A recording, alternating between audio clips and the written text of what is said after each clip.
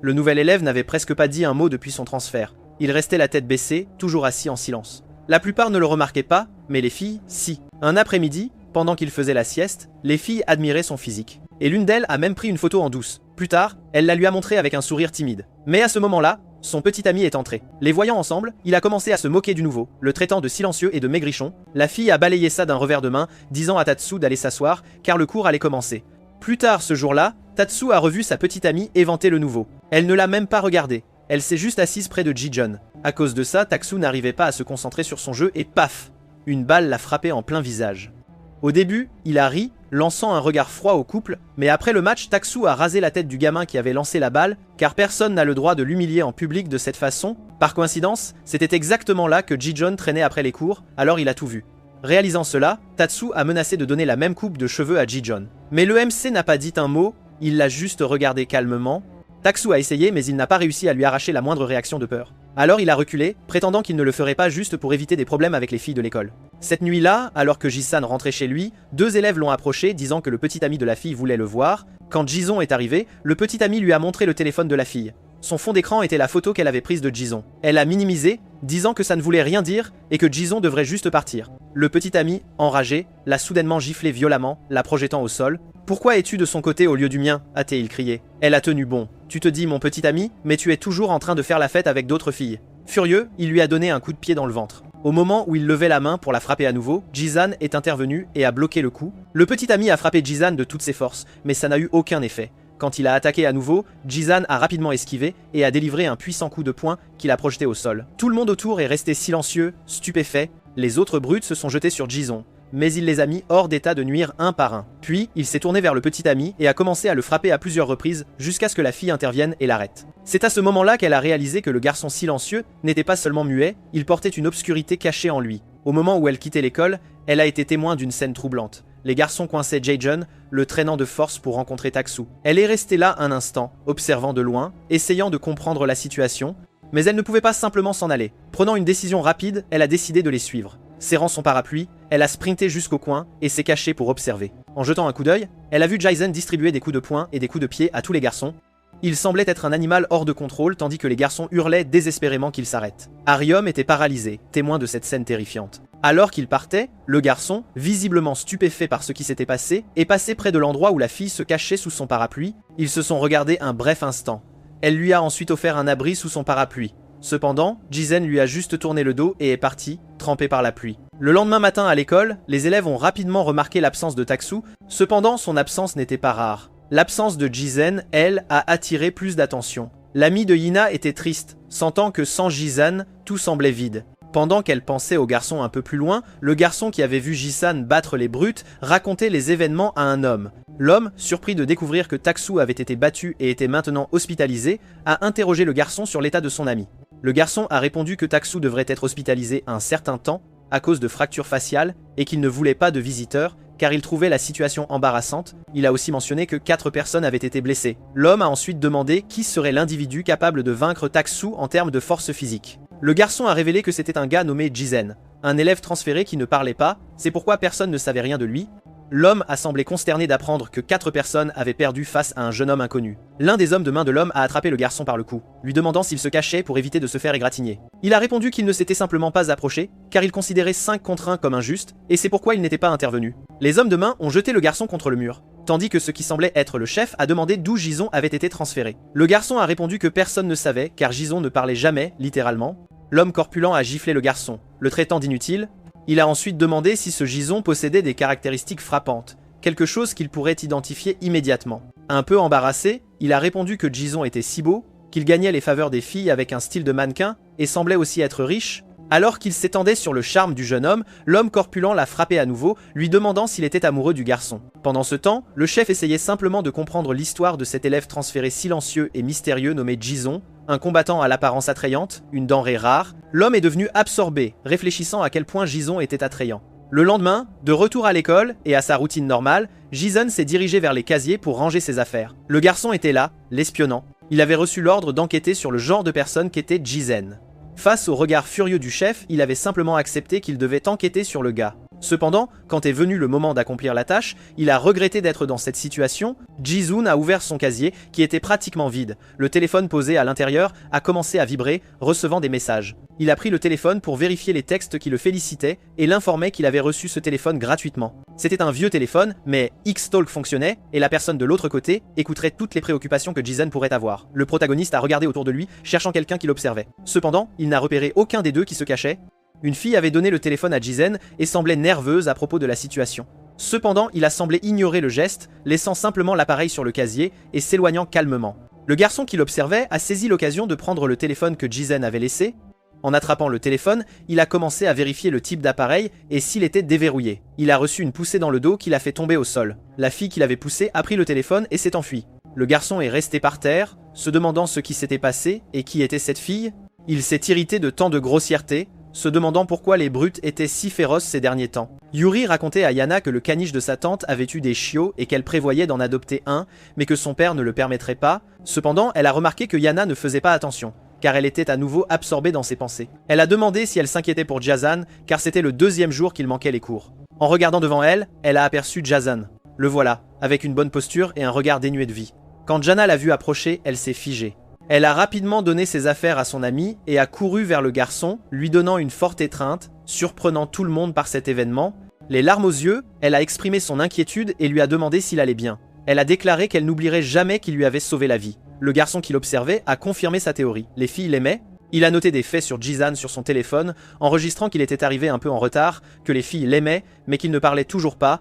À la fin de la journée, en quittant l'école, le protagoniste a suivi le même chemin que d'habitude. Des hommes l'attendaient sur cette route. En apercevant le garçon, l'un d'eux a remarqué qu'il se distinguait vraiment des autres. Il a alerté son compagnon d'un coup de sifflet. Ils ont suivi le garçon sur leur scooter. Ils l'ont encerclé, essayant de l'intimider et de l'empêcher de partir. Ils ont demandé s'il était Ji-Zoon, et comme prévu, le garçon n'a pas répondu. Son manque de réponse, cependant, a confirmé qu'il était bien celui qu'il cherchait. Ensuite, l'homme lui a ordonné de monter sur la moto, affirmant qu'il était venu le chercher. Il a demandé à Ji-Zoon s'il avait déjà entendu parler de Kangdo, île du lycée technique de Daeseo. Il a expliqué qu'en entrant en deuxième année, Kangdo il était devenu une légende, atteignant le top 3 de l'école et que personne ne l'ignorait. Après tout, Daeseo était dans une dimension différente de l'école de Ji-Zoon, qui n'était qu'un simple point de rencontre pour les nerds. Il a ajouté que Kang souhaitait le rencontrer, garantissant qu'il n'avait pas besoin de craindre, car pour l'instant, ce n'était qu'une invitation, et il n'allait pas mourir. Cependant, Ji-Zoon est resté immobile, les irritant au point qu'ils ont commencé à crier, lui ordonnant de monter sur la moto. L'un des hommes de main a attrapé le sac à dos du garçon et a demandé d'un ton menaçant s'il préférait monter sur la moto après être incapable de marcher ou s'il monterait pendant qu'ils étaient encore gentils. Ji-Zoon, cependant, a simplement laissé tomber le sac à dos et a continué son chemin. Cela a enragé les agresseurs qui se sont rapidement lancés à la poursuite de Ji-Zoon. Le garçon s'est engouffré dans la première ruelle étroite qu'il a trouvée. L'un des hommes, essayant de le suivre, a raté le virage et a heurté le mur. L'autre, cependant, a continué la poursuite. Même un escalier gigantesque n'a pas arrêté le poursuivant qu'il a rapidement monté avec la moto. Alors qu'il était sur le point d'attraper Gi-Zon à mi-chemin de l'escalier, le garçon, d'un simple coup de pied sur l'un des sacs poubelles, l'a soulevé et l'a jeté sur le motard. Cela l'a envoyé dégringoler les escaliers, moto et tout, atterrissant sur l'autre homme de main qui venait d'arriver après son accident contre le mur. Témoin de la chute de la moto dans les escaliers, l'un des hommes de main a demandé à l'autre, perplexe, « Qu'as-tu fait ?» Tous deux se sont levés et ont couru, essayant d'attraper le garçon qui s'échappait déjà. Ils l'ont vu tourner un autre coin étroit et ont accéléré le pas pour l'atteindre. Cependant, en arrivant à l'endroit où Ji-Zoon avait tourné, ils se sont retrouvés face à un autre escalier gigantesque. À mi-chemin, ils ont aperçu un garçon en fuite. Quand ils ont finalement réussi à l'attraper et à le retourner, ils ont réalisé que ce n'était pas la même personne qu'ils poursuivaient. Cela les a encore plus enragés. Agressifs, ils ont déversé leur colère sur le garçon inconnu, simplement parce qu'il était là au mauvais moment. Alors qu'ils maudissaient et agressaient le jeune garçon, Ji-Zoon les a observés depuis les toits et est parti sans être remarqué à nouveau. De retour à la base des voyous, les hommes ont rapporté qu'ils n'avaient pas réussi à capturer Ji-Zoon. Le gros homme colérique les a maudits pour leur incompétence et les a frappés. Tous deux ont affirmé que le garçon s'était enfui par une ruelle qui ressemblait plus à un labyrinthe, rendant sa capture impossible. Le chef, Kang Do-il, a dit que son anxiété grandissait à chaque instant. Il a demandé à Sang-min s'il avait découvert quelque chose sur Ji-Zoon. Sang-min, en lui tendant son téléphone, a déclaré qu'il avait enquêté autant qu'il le pouvait. Kang Do, il a lu les 3 seules informations que Sang-min avait notées et, enragé, a demandé « C'est ça que tu appelles une enquête ?» Le gros homme a ensuite forcé Sang-min à s'allonger avec les 3 autres. Le chef leur a ordonné de laisser partir Sang-min, mais que le lendemain, il devrait amener Ji-Jong à la porte arrière après l'école. Il a demandé à Sang-min « Peux-tu accomplir cette tâche ?» et a ordonné à Dae-shik de prendre la responsabilité de la capture du garçon. Il a conclu en disant qu'il devait rencontrer Ji-san le lendemain. Le gros homme a obtempéré aux ordres tandis que Young-min était de plus en plus choqué, réalisant qu'il s'enfonçait de plus en plus dans la situation. Le lendemain, tôt le matin, Sung-min achetait 2 sodas quand un ami s'est approché, demandant « L'un d'eux est pour moi ?» Sung-min a nié disant « Non, il n'y a aucune raison à cela ». Et son ami a demandé « Alors, pour qui est la boisson ?» Voyant Ji-sun passer, Sung-min a compris que c'était son opportunité. Il est allé après lui, s'approchant par derrière pour le saluer. Il a demandé « Ça va ?» et lui a offert un soda. Il a expliqué « Je veux clarifier les choses, car il a pu sembler que je faisais partie du gang de Taksu, mais je ne traînais avec eux que quelques fois. » Il a continué, et le jour du combat, je me suis senti très revigoré en voyant Taksu se faire battre sans pouvoir réagir. Ça m'a enlevé un énorme poids des épaules, et c'est pourquoi je suis là pour te remercier. Ji-sun, cependant, ne lui a prêté aucune attention et a simplement continué son chemin. C'était déjà attendu de quelqu'un comme Ji-san. Et maintenant, Sung-min se demandait comment il allait réussir à l'emmener à la porte arrière. Néanmoins, sa peur du gros homme lui servait de motivation. La journée a passé et l'heure du déjeuner est arrivée. Tout le monde a quitté la salle de classe pour manger, mais Ji-san a continué à dormir dans la pièce un peu plus longtemps. Quand Ji-san s'est levé, Sung-min l'a observé, caché par la porte. Il a alors réalisé pourquoi il n'avait jamais vu Ji-sun à la cafétéria. Il préparait son déjeuner séparément. Ji-sun est allé au même endroit où il déjeunait toujours et, en s'asseyant sur le banc, a retrouvé son téléphone avec un message demandant « Le déjeuner d'aujourd'hui, c'est encore du pain ?» Puis, Ji-sun a remarqué quelqu'un s'accroupir pour se cacher. Celle qui essayait de lui parler par téléphone était Aryom. Profitant qu'il tenait l'appareil, la fille a commencé à lui envoyer plusieurs messages. Dans ceux-ci, elle a demandé « Manges-tu toujours seul sur le toit ?» et a révélé que moi aussi. Elle a mentionné « Je t'ai vu quelques fois sur le toit et à cause de ça j'ai eu envie de parler ». Alors que Ji-sun cherchait qui lui envoyait les messages, Aryam en a envoyé un autre l'informant « Je suis à ta gauche ». En regardant, il l'a vu lever la main pour saluer, puis l'a baisser à nouveau. Par message, elle a avoué « Ce n'est toujours pas facile pour moi de faire face aux gens ». Elle a mentionné « J'ai entendu dire que tu ne parlais pas et je partage cette caractéristique ». Elle a ensuite demandé par message « Alors, quelle est la raison de ton silence ?» Au moment où Ji-sun s'apprêtait à taper sa réponse, quelqu'un est arrivé en criant à son emplacement. C'était Sung-min. Prétendant que leur rencontre là-bas était une simple coïncidence, il a dit qu'il était allé là pour manger son pain et a demandé « Qu'est-ce que tu manges ?» Même sans recevoir de réponse, Sung-min s'est assis à côté de Ji-sun, annonçant « Je vais manger avec toi ». Une atmosphère inconfortable s'est alors installée et les deux ont mangé en silence complet. Soudain, Sung-min a commencé à gémir doucement, ce qui a attiré l'attention de Ji-sun. En pleurant, Sung-min a avoué qu'en fait, il n'avait pas d'amis. C'est pourquoi il traînait avec les gars de Taksu, car il ne voulait pas être un paria. Il a suggéré à Ji-san que, puisqu'ils étaient tous deux des parias, ils devraient être amis. Mais Ji-san n'a même pas prêté attention à ce qu'il disait. Le plan de Ji-san n'a eu aucun effet. Même ses larmes n'ont pas aidé. Notre protagoniste, Ji-san, s'est levé pour partir. Cependant, Ji-san ne voulait pas que son effort soit vain. Il s'est accroché au bras de Ji-san, demandant « Sommes-nous amis ou non ?» Comme prévu, Ji-san l'a complètement ignoré, il s'est simplement éloigné, laissant Ji-san là, toujours en attente d'une réponse. Un peu plus tard, presque à l'heure de la sortie, Daishik a envoyé un message à Ji-san, lui demandant où il était et pourquoi il ne lui avait pas amené Ji-san. Le professeur renvoyait la classe et Sung-min, désespéré, se demandait comment il allait faire. Il ne pouvait pas abandonner, alors il est parti à la poursuite de sa cible. Il ne le trouvait nulle part et devenait de plus en plus désespéré, imaginant que Ji-san était déjà parti. En arrivant à la 5e salle de classe, il ne l'a pas vu immédiatement. Mais il a vite repéré Ji-sun assis devant la fenêtre, observant l'activité extérieure. On aurait dit que Ji-sun posait pour une publicité avant de partir. D'autres messages de Daishik lui demandant combien de temps il prendrait ont motivé Jung-min à agir rapidement. Jung-min a alors appelé Ji-sun pour lui parler. Il a dit qu'il avait appelé sa mère, lui disant qu'il s'était fait un ami, et qu'elle avait été très heureuse, et qu'elle lui avait demandé d'amener son nouvel ami à son lieu de travail pour qu'elle puisse le rencontrer. Il a ensuite demandé « Peux-tu venir avec moi juste pour faire semblant d'être mon ami ?» Sung-min a pensé qu'en utilisant sa mère comme appât, Ji-san ne pourrait pas refuser, et il a attendu la réponse de Ji-san. Comme Ji-san ne disait rien, Sung-min s'est approché de lui pour le guider, l'orientant là où il était censé aller. Il a dit « Pour aller au travail de ma mère, nous devrons passer par la porte arrière, ce sera plus rapide. » Sung-min savait que dans ce quartier, si quelqu'un était naïf, il ne survivrait pas longtemps. Il en a profité pour informer Daishik qu'il passait par la porte arrière. Discrètement, Daishik est passé près de Ji-sun et l'a bousculé assez violemment. Ji-sun a perdu l'équilibre et était sur le point de tomber au sol, mais Daishik l'a retenu par la sangle de son sac à dos, disant « Tu devrais faire attention ». Il a ajouté « Si tu abandonnes facilement, il n'y a aucune raison que le chef ait attendu si longtemps ». Il a jeté Ji-san contre le mur comme un sac poubelle, enchanté de rencontrer le silencieux. Il l'a attrapé par le cou et a déclaré « Ton visage est peu, être beau, mais tes compétences, d'après ce que je vois, ne sont rien de spécial ». Ji-san a posé son pied sur la poitrine de Daishik et l'a repoussé, se libérant de ses mains. Quand Ji-sun a atterri au sol, le téléphone portable qu'il avait gagné a glissé de sa poche, roulant vers un égout proche. Daishik s'est de nouveau jeté sur lui, questionnant « C'est tout ce que tu as ?» Un coup de poing a été lancé et Ji-sun l'a défendu avec ses bras. Cependant, l'impact l'a fait glisser en arrière. Le rapprochant d'un égout, rapidement Ji-san a saisi l'occasion de récupérer son téléphone portable, qui était au bord, l'empêchant de tomber. Rempli de haine, Daishik a hurlé « Je vais t'anéantir avec le prochain coup ». Jison, le jeune homme, s'est rapidement levé, prêt pour le duel. Daishik a ensuite nargué, questionnant « Peux-tu, avec ton corps maigre, supporter un combat avec une telle différence de poids ?» Pendant ce temps, l'autre garçon, observant de loin, se sentait coupable d'avoir amené Jison à cet endroit, craignant que le gros Daishik ne le batte facilement. Ensuite, Daishik s'est jeté sur Jizen, le défiant d'essayer de bloquer l'attaque imminente. Cependant, le jeune homme a astucieusement utilisé son sac à dos comme bouclier. Malgré tout, l'impact l'a projeté en arrière, le faisant heurter le mur.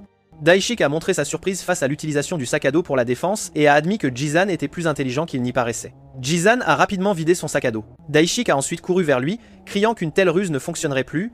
Alors qu'il portait le coup, Jizan l'a esquivé avec maestria. D'un mouvement rapide, il a utilisé la sangle du sac à dos pour l'enrouler autour de la jambe de Daishik, tirant de toutes ses forces pour le déstabiliser. Le gros gars a été projeté au sol comme un sac de pommes de terre. Daishik est resté stupéfait, ne comprenant pas ce qui venait de se passer. Alors qu'il essayait de se relever, Jizan préparait déjà sa prochaine attaque. Un coup de pied précis au visage de l'adversaire qui l'a frappé de plein fouet. Le gros gars pouvait à peine comprendre d'où ce gamin maigre tirait tant de force. Le garçon caché a observé la scène, surpris et incrédule de voir Daishik être maîtrisé. Daishik gisait au sol, le visage visiblement contusionné. Jison, à son tour, lui a tourné le dos avec un air de mépris et a ramassé le téléphone qui était tombé par terre. Cependant, Daishik s'est brusquement levé et a couru vers lui, criant que le combat n'était pas encore terminé. Il a délivré un puissant coup de poing à la poitrine de Jison, le projetant au sol. Puis, il a ramassé le téléphone que Jisan avait laissé tomber et a demandé d'un ton provocateur « Cet appareil est-il vraiment si important pour toi ?» Daishik déclara « De toute façon, il faut que je le prenne. Et je regrette que, pour cela, Jisan doive être conduit vivant à destination. »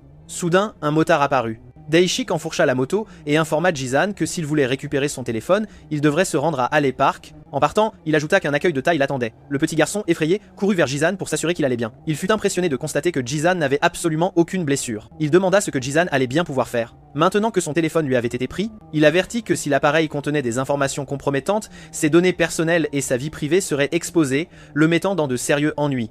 Jizan répondit alors « Ma mère peut attendre la prochaine fois, et moi, je dois me dépêcher d'aller à Alley Park. » L'autre garçon sentait qu'il avait joué son rôle à 120% jusqu'à présent. Et maintenant, il ne restait plus qu'à attendre de voir si Jizen se dirigerait vers Alley Park. Jizen, notre protagoniste, se leva silencieusement et commença à marcher. Le garçon observateur fut surpris de réaliser que Jizan allait réellement récupérer son téléphone. Jizan arriva alors devant un gigantesque escalier en bois. Il commença à monter, croisant quelques jeunes à l'air plutôt louche. En approchant du haut de l'escalier, il aperçut plusieurs individus. Tous semblaient appartenir à un gang et attendaient son arrivée. Ils formèrent un corridor humain et à son extrémité se tenait le chef du groupe. Le chef, euphorique, montra sa satisfaction de voir que Jison s'était présenté. Brandissant le téléphone de Jison, le chef demanda « C'est pour ça que tu es venu ?» Jison se contenta alors de marcher vers l'homme pour récupérer son téléphone. Le chef commenta « Je n'ai rien trouvé de pertinent sur l'appareil. Pas de numéro de téléphone, pas d'historique d'appel. Seulement quelques messages textes d'une fille qui le surveillait. » Vu la simplicité apparente du contenu du téléphone et surpris que Jizan soit venu de si loin juste pour ça, le chef demanda, intrigué, « Qu'est-ce que cela signifie vraiment ?» Jizan s'arrêta devant lui et tendit la main, demandant son téléphone. Le boss questionna, « Est-ce une petite amie ou peut être quelque chose qui commence tout juste ?» Avouant que cette histoire le rendait plutôt curieux, frustré par la situation ou le manque de réponse, le chef envoya un message informant qu'il avait fait bouger les choses rapidement. Pendant ce temps, ailleurs, Aryam recevait des messages. Le message envoyé depuis le numéro de portable que Jizen avait donné à la fille lui demandait d'aller à Alley Park, promettant que si elle se montrait, elle deviendrait sa petite amie. Si elle s'y rendait après avoir lu ce texte, ce serait un signe clair de sa grande affection pour Jizen. Le boss déclara « Si Jizan et la fille deviennent un couple, vous devrez me présenter une petite douceur plus tard. » Jizan ne prononça pas un seul mot, gardant sa main tendue, attendant le retour de son téléphone portable. L'assaillant demanda « Désires-tu vraiment cela ?» et ajouta que ses hommes de main avaient eu quelques difficultés à l'amener à cet endroit. Ce fameux Taksu avait toujours été excessivement imprudent et le boss prédit que tôt ou tard, il finirait par avoir des ennuis. Cependant, malgré tout, ils avaient été camarades de classe à l'école primaire. Puis il questionna « Es-tu prêt à en affronter les conséquences ?» Le garçon cependant resta silencieux, ce qui fit apparaître un sourire sur le visage du boss, impressionné par son attitude inébranlable et muette. Le boss promit alors « Si tu peux résister à mes hommes de main, je te rendrai ton téléphone portable », il expliqua. En tant qu'élève transféré, Jizen, tu ignores probablement la férocité des disputes de hiérarchie dans ce quartier. En affrontant Taksu, il était en fait entré dans la lutte de pouvoir. Et finalement, il déclara « J'attends de voir de quoi tu es capable ». Immédiatement, l'individu le plus costaud avança contre lui, animé par une soif de vengeance.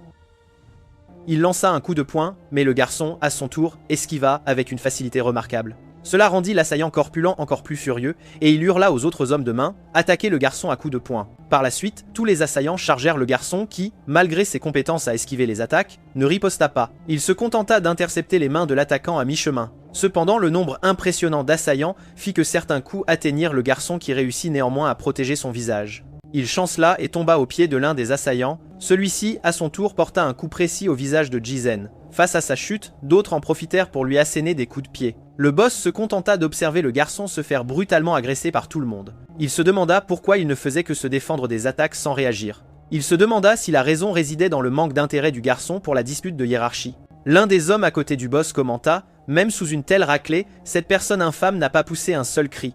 Et demanda, préfère-t-il sacrifier sa propre vie plutôt que de prononcer un mot?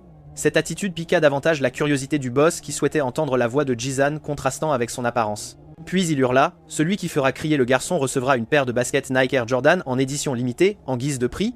Cette promesse incita davantage le gang de jeunes à intensifier leurs agressions contre Jizen. Des coups incessants furent portés, tandis que Jizen persistait uniquement dans la défense. Le boss rugit alors, Jizen, montre ta vraie capacité et prouve que tu es un élément rare. À ce moment, Daishik apparut, ordonnant aux autres de reculer. Il donna un coup de pied au garçon et, d'un ton provocateur, demanda où était passé l'élan que Jizon avait montré quelques instants auparavant. Le protagoniste tomba alors au sol, le visage visiblement défiguré. L'un des agresseurs, profitant de la chute de Jizen, ramassa une grosse pierre. S'adressant au boss, il déclara qu'il ferait crier ce misérable. Il ajouta qu'il n'avait jamais aimé l'apparence de Jizen, et que cela réglerait l'affaire. Cependant, le boss intervint, donnant un coup de pied à la main du jeune homme pour lui faire lâcher la pierre. Souhaites-tu la mort en te rabaissant à ce point? Le boss attrapa Jizen par la chemise, le soulevant à la hauteur de son propre visage. Pourquoi sembles-tu apprécier les coups? Que cherches-tu à cacher? Il déclara que la situation ne cesserait pas tant que Jizen n'aurait pas prouvé sa vraie valeur. Ça ne s'arrêtera pas tant que tu n'auras pas prouvé ta vraie valeur. Le jeune homme qui avait trahi Jizen au groupe se cacha, observant ce qu'il lui faisait. Comme prévu, ce gang s'avéra être d'un niveau supérieur à celui de Taksu. Alors qu'il réfléchissait à la situation, il aperçut RAM s'approchant de la scène. À ce moment, le téléphone portable entre les mains du chef de gang vibra. En vérifiant le message reçu, il lutte, laisse Jizen partir. Immédiatement, le boss chercha du regard, essayant d'identifier l'expéditeur, et il aperçut la fille debout, tenant son téléphone portable. Il dit à Jizen que être maintenant il trouverait la motivation de se battre puisque sa petite amie potentielle était présente.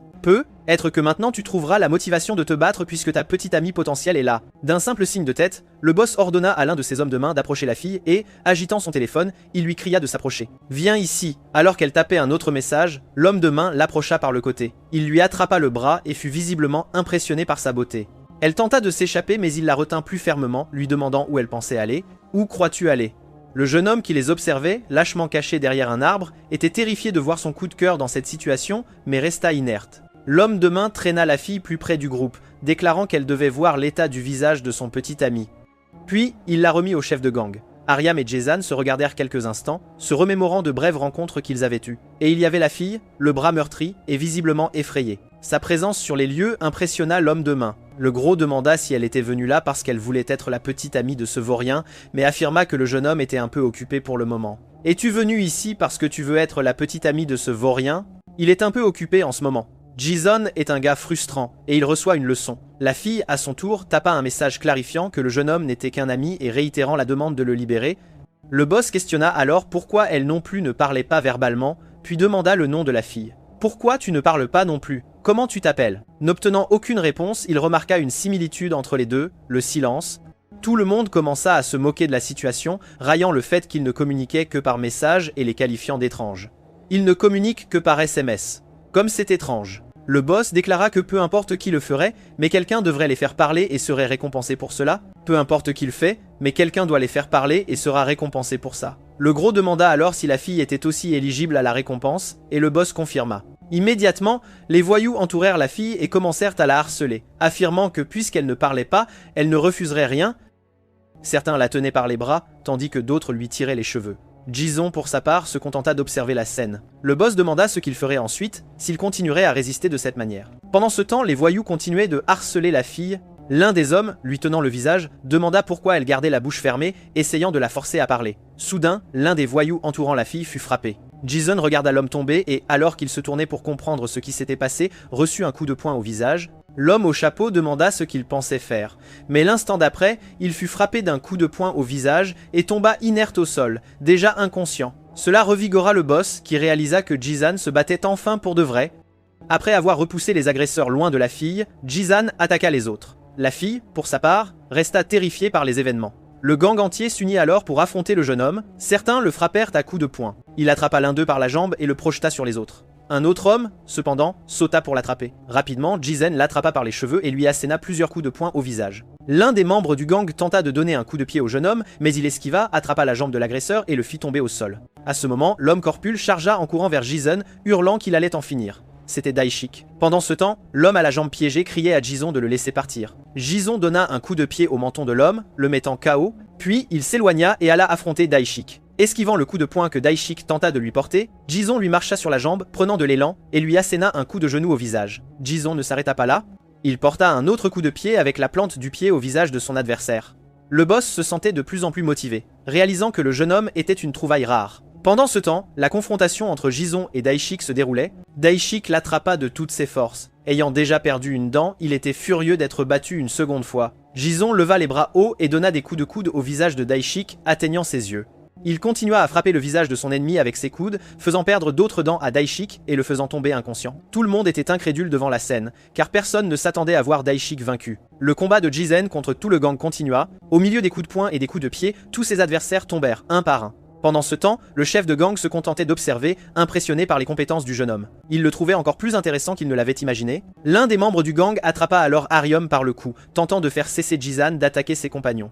Voyant la scène, le protagoniste se souvint de quelque chose de son passé. Une femme en casquette, retenue par un homme et criant, lui demandant de l'aide. Jizan sembla alors devenir encore plus en colère et marcha vers eux, tandis que l'agresseur le prévenait de ne pas s'approcher. Un autre homme tenta même de l'attaquer par derrière, mais d'un seul coup de coude, il mit l'adversaire à terre. Il se propulsa, se déplaçant rapidement vers l'homme qui tenait Ariam. L'homme hurla, consumé par la peur de Jizan, mais son cri fut interrompu par un coup de poing au visage. Alors qu'il tombait au sol, Jizan ne s'arrêta pas, continuant de l'attaquer en lui assénant une succession de coups de poing. Le chef de gang s'approcha alors et ordonna à Jizon d'arrêter, et il lui intima de reprendre son téléphone portable car il méritait de récupérer son appareil. Puis le boss invita Jizon à rejoindre son équipe, déclarant qu'il ne supportait pas de ne pas obtenir ce qu'il voulait. Le jeune homme enragé s'éloigna de l'agresseur et marcha vers le chef de gang. Le boss, visiblement effrayé, demanda ce que Jizan faisait puisque le combat était déjà terminé. Il réitéra la demande de s'arrêter et questionna la signification de ce regard. Jizan, ignorant les paroles du boss, s'apprêta à lancer un coup de poing. Cependant, le boss se mit en position de combat, esquiva le coup de poing du jeune homme, le laissant incrédule. Le boss porta un coup de poing au menton du jeune homme, le projetant en arrière. Jizan tomba au sol, presque inconscient. Le boss se contenta de répéter qu'il l'avait prévenu d'arrêter. Le garçon resta étendu au sol, immobile et silencieux. Le chef de gang lui demanda de bien réfléchir à la proposition qu'il avait faite, déclarant qu'il reviendrait entendre sa réponse, puis il lui lança le téléphone portable. Il somma son équipe de quitter les lieux, et tout le monde le suivit promptement. « Qui était ce salaud ?» le gros demanda alors qu'il descendait les escaliers. Il demanda aussi, le chef allait-il vraiment recruter ce salaud muet? Et il conclut en commentant, c'était effrayant de voir ses yeux se révulser. Le chef, à son tour, pensa au coup de poing qu'il avait lui-même esquivé de Jizon. Cependant, le garçon avait réagi en un instant, réussissant à l'effleurer. Ce garçon avait un talent naturel pour exploiter les ouvertures, ce qui indiquait un haut niveau de compétence. Cela ne fit qu'intensifier son désir de l'avoir dans son gang. Pendant ce temps, Jizan et Ariam restèrent à l'endroit où le combat avait eu lieu. Il s'assit sur le banc, visiblement épuisé après cette intense bataille. Ariam s'inquiétait de l'état de Jizan. Soudain, elle tourna le dos et s'enfuit en courant. À ce moment, le téléphone portable de Jizan vibra, indiquant l'arrivée de nouveaux messages. Le message de la fille l'informa qu'elle était allée acheter des médicaments et reviendrait dans quelques instants.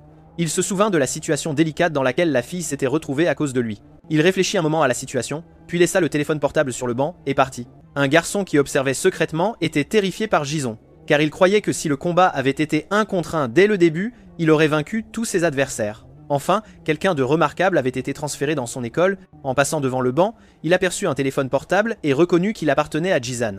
En lisant les messages, il comprit qu'Orem les avait envoyés à Jizan. Il réalisa aussi qu'elle nourrissait des sentiments pour lui, puis il aperçut la fille au loin, revenant avec les médicaments pour Jizan. Il réfléchit à ce qu'il devait faire dans cette situation. Agissant comme le lâche qu'il était, il décida de s'enfuir de là. Quand la fille arriva au banc, elle ne trouva ni Jizan ni aucun signe de lui. Le garçon continua de courir jusqu'à ce qu'il soit à une distance considérable. Alors qu'il courait, le téléphone portable qu'il avait ramassé vibra avec des messages entrants. C'étaient des messages d'Arium disant qu'elle avait acheté les médicaments, mais qu'il était parti avant son retour et demandant si ses blessures allaient bien. Seung-min fut surpris par l'apparente froideur de Ji-jong, car la fille était très inquiète et Ji-jong n'avait même pas pris le téléphone. Seung-min resta indécis quant à ce qu'il devait faire. La fille continua d'envoyer des messages indiquant son nom et sa classe, elle le remercia de l'avoir aidé et demanda s'il pourrait parler progressivement à partir de ce moment-là. Seung-min était tourmenté par l'indécision. Devait-il lui répondre ou simplement ignorer les messages? Il se demanda s'il devait faire semblant d'être Jizen, ne serait-ce que pour un instant. Soudain, un message arriva sur le téléphone portable de la fille. Elle fut étonnée d'avoir reçu une réponse. C'était un simple et court oui à sa question. Le lendemain, Young-min montrait les images à son ami. Les images montraient Ji-sen combattant seul tout le gang. Son ami demanda « C'était le gars que tu appelais malchanceux ?» Seung-min confirma, exprimant sa surprise d'avoir assisté à la scène en direct. L'ami commenta « Après ça, Ji-sen va gagner une grande popularité. » Jung-min était irrité parce que son coup de cœur, Eryum, semblait aimer ce salaud. Et en plus, Ji-sun rejetait la fille, ce qui laissait Jung-min sans savoir quoi faire. Alors que Young-min était perdu dans ses pensées, son ami dit « Si on poste ça sur YouTube, la vidéo fera des millions de vues. Alors je prends la vidéo. » L'ami s'enfuit en courant et Seung-min le suivit en demandant « Rends-moi le téléphone. » En courant, il bouscula un gars, faisant tomber l'épingle de cravate de celui-ci et s'excusa rapidement. Il avait bousculé Kim Jin-woo, un élève de 2e année et la 2e personne la plus en vue à Baekdong High.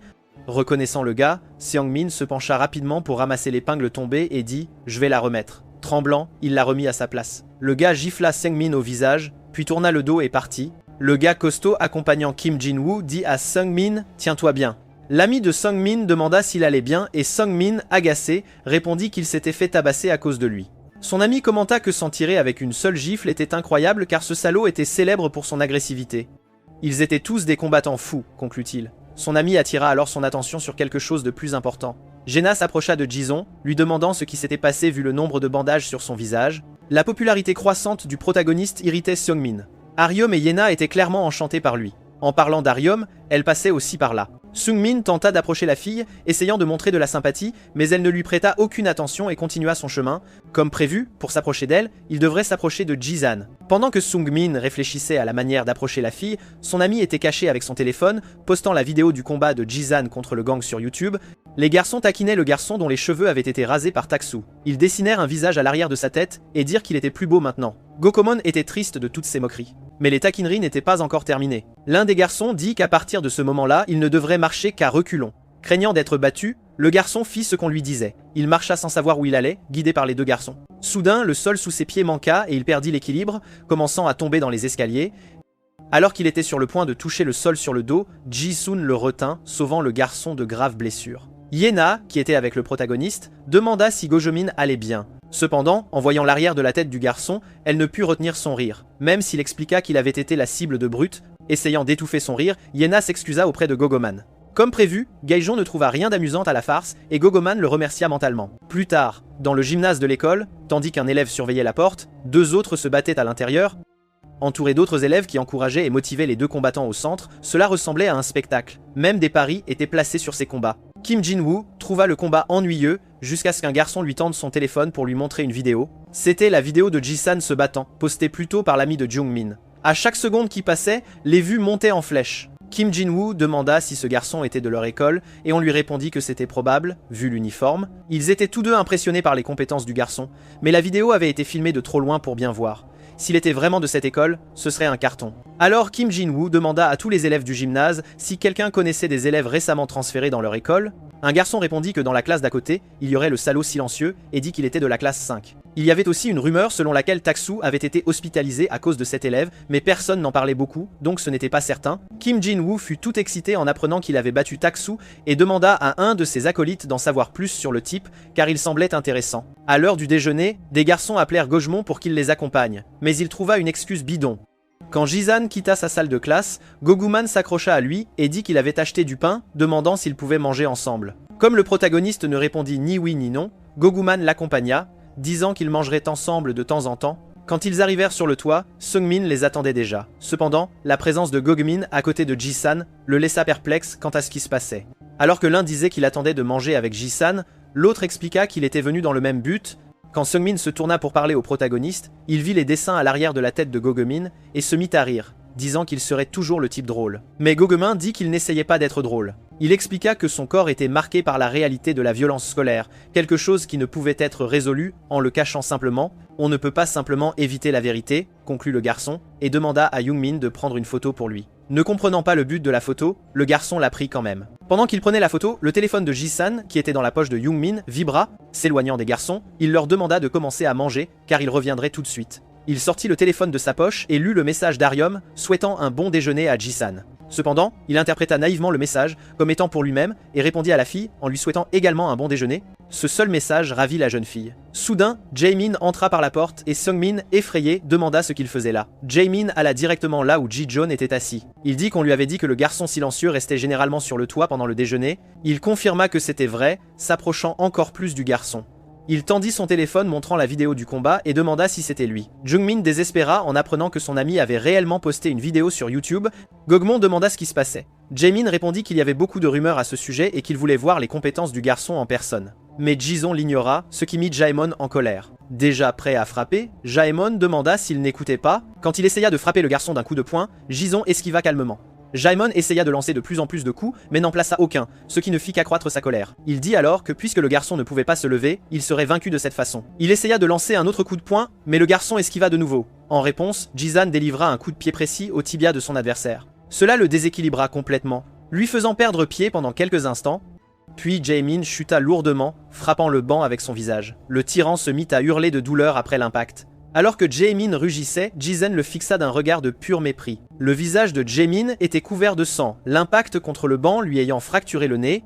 Alors qu'il fixait Ji-san, Jaemon sentit une aura écrasante émaner du garçon. Submergé par la peur, il s'enfuit immédiatement. Les deux autres, témoins de la scène, furent impressionnés par la vitesse de sa fuite.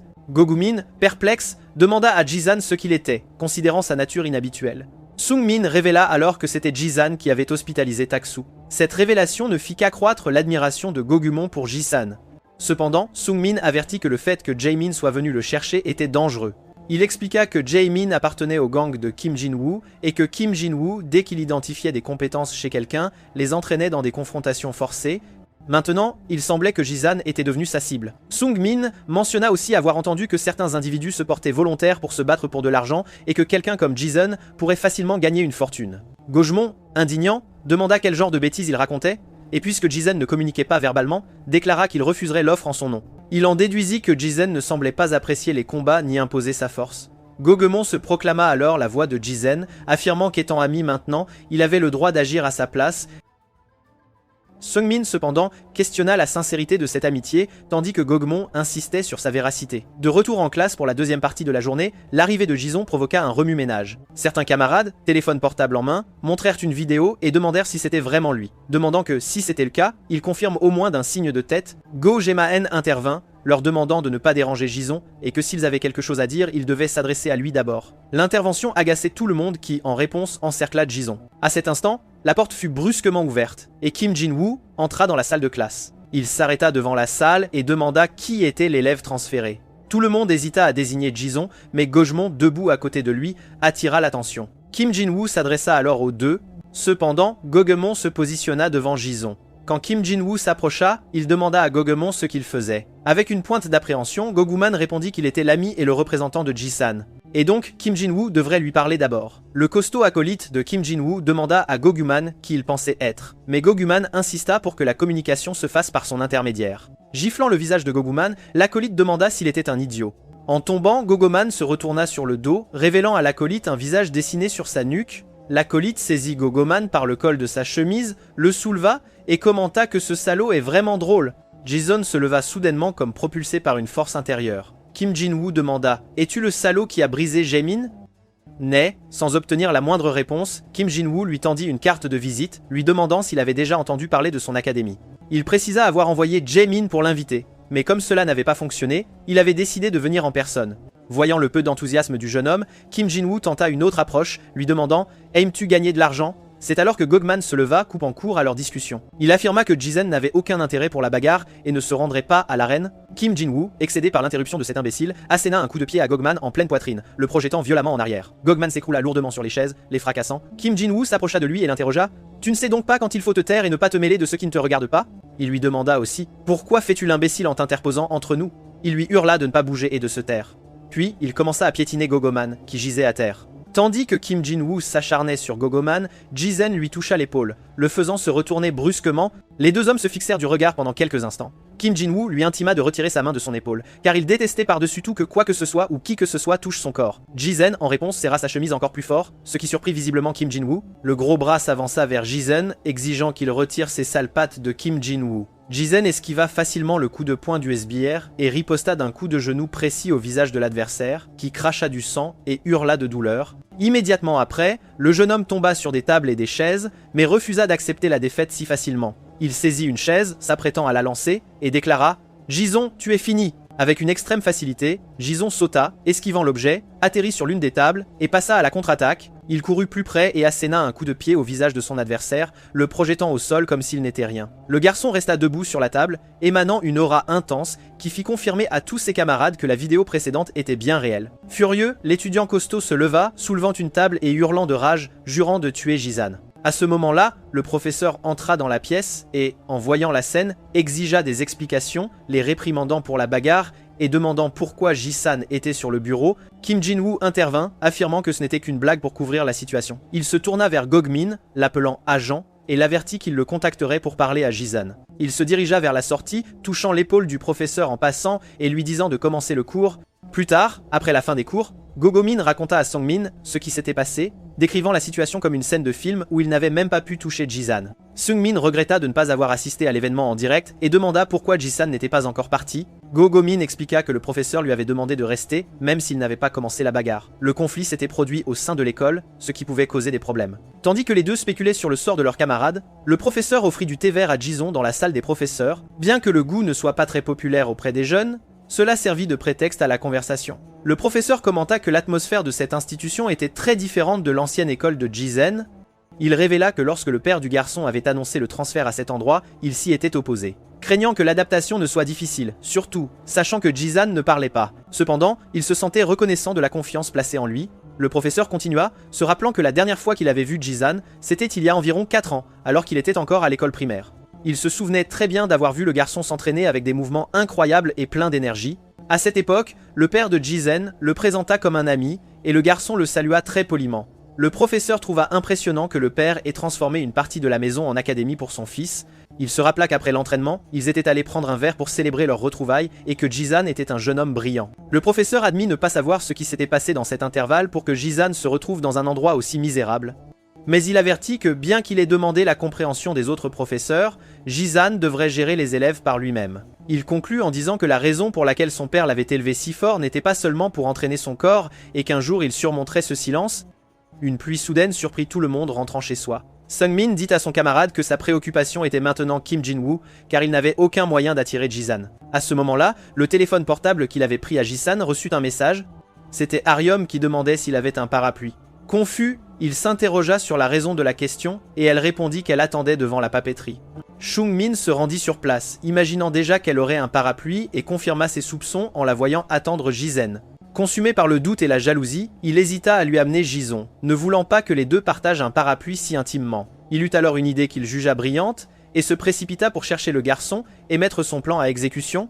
Aryam attendit un peu plus longtemps jusqu'à ce qu'elle entende Sungmin s'approcher avec Jison. Feignant la surprise, Sungmin fit remarquer à son ami qu'il n'avait pas non plus de parapluie. En voyant Aryam, il fit semblant de ne pas savoir pourquoi elle était là.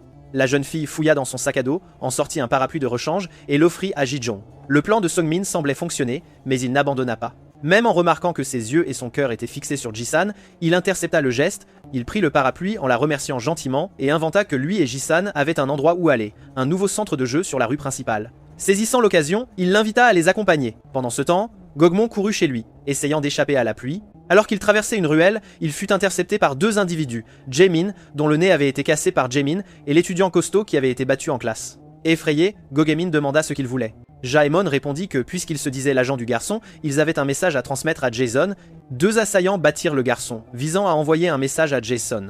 Jaemon déclara qu'il se reverrait et exigea que le jeune garçon répète ces mots. Avec difficulté, le garçon répondit que le message était pour Jason, afin qu'il participe.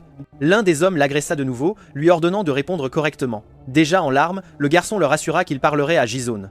L'agresseur demanda alors s'il savait ce que signifiait la pénalité d'accès rapide, le menaçant de mort. À ce moment-là, Kim Jin-woo apparut, intercédant pour le garçon et demandant à l'agresseur d'y aller doucement. Jin-woo prit l'une des cartes de visite et la tendit au garçon. Il chargea le jeune homme de dire à Ji-sen qu'il serait le bienvenu pour entrer dans le chenil de combat, puis les trois partirent, laissant le garçon blessé et abandonné. Pendant ce temps, Sung-min était au club de jeu nouvellement ouvert, jouant avec notre protagoniste. Tandis que Sung-min jouait avec enthousiasme, le protagoniste semblait indifférent. Avec des compétences qu'il jugeait inégalées, Sung-min fit de son mieux pour impressionner Aryom. Cependant, alors qu'il se considérait comme le meilleur joueur, Ji-son marqua un point contre lui. Le garçon tenta de cacher sa surprise, agissant comme si tout était sous contrôle, et retourna au jeu avec une soif de victoire renouvelée. Le protagoniste, à son tour, joua avec une facilité impressionnante, marquant un autre point sans effort. Surpris par les compétences de son ami, Seong-min, avec une confiance retrouvée, déclara qu'il ne ferait plus de quartier à partir de ce moment-là. Néanmoins, le match se termina par un score écrasant de 13-0. Jae-jong ne permit pas à son adversaire de marquer le moindre point. Jung-min invita Aryom à jouer un match, espérant qu'elle ferait l'expérience de l'indifférence de Ji-san, et par conséquent, en serait complètement dégoûtée. Les deux commencèrent le match, caractérisé par des touches subtiles et un rythme pas trop rapide, jusqu'à ce qu'Aryom marque son premier point, ce qui rendit Seung-min furieux contre son ami, lui demandant où était passé le joueur habile d'avant. La jeune fille, visiblement très concentrée, marqua un autre point. Ensuite, ils se dirigèrent vers les machines à pince où Sung-min pensait avoir plus de chance. Cependant, après plusieurs tentatives infructueuses, il demanda à Aryom d'attendre un peu plus longtemps, confiant qu'il obtiendrait bientôt un ours. Il essaya une fois de plus et échoua encore, s'agaçant et concluant que la machine était une arnaque. À côté de lui, Ji-san, avec le plus grand calme, obtint un autre ours. Avec deux ours identiques, bien que de couleurs distinctes, dans ses bras, Ji-san en tendit un à chacun de ses amis. Sung-min, quelque peu embarrassé, le remercia tout en se demandant ce que Ji-san, après tout, ne pouvait pas faire. Agacé par la séquence des événements, Sung-min décida de jouer sa dernière carte. Il emmena ses deux amis dans un bar karaoké, confiant en ses capacités vocales.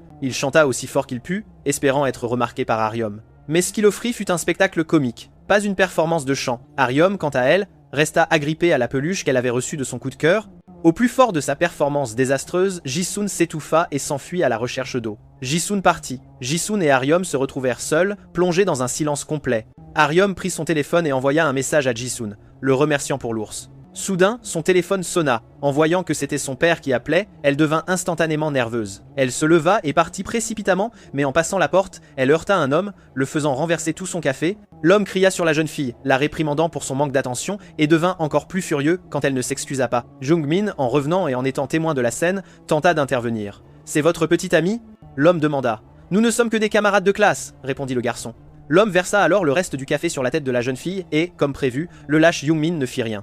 Cependant, Jae-san s'approcha et saisit le bras de l'homme qui, surpris, demanda « Qu'est-ce que tu fais, bon sang ?» Notre protagoniste fit trébucher l'homme, le projetant au sol comme un sac de déchets. Le compagnon de l'agresseur tenta d'attaquer Jae-san, mais reçut un coup de poing qui le mit à terre. Aryom vit les deux hommes tomber devant ses yeux.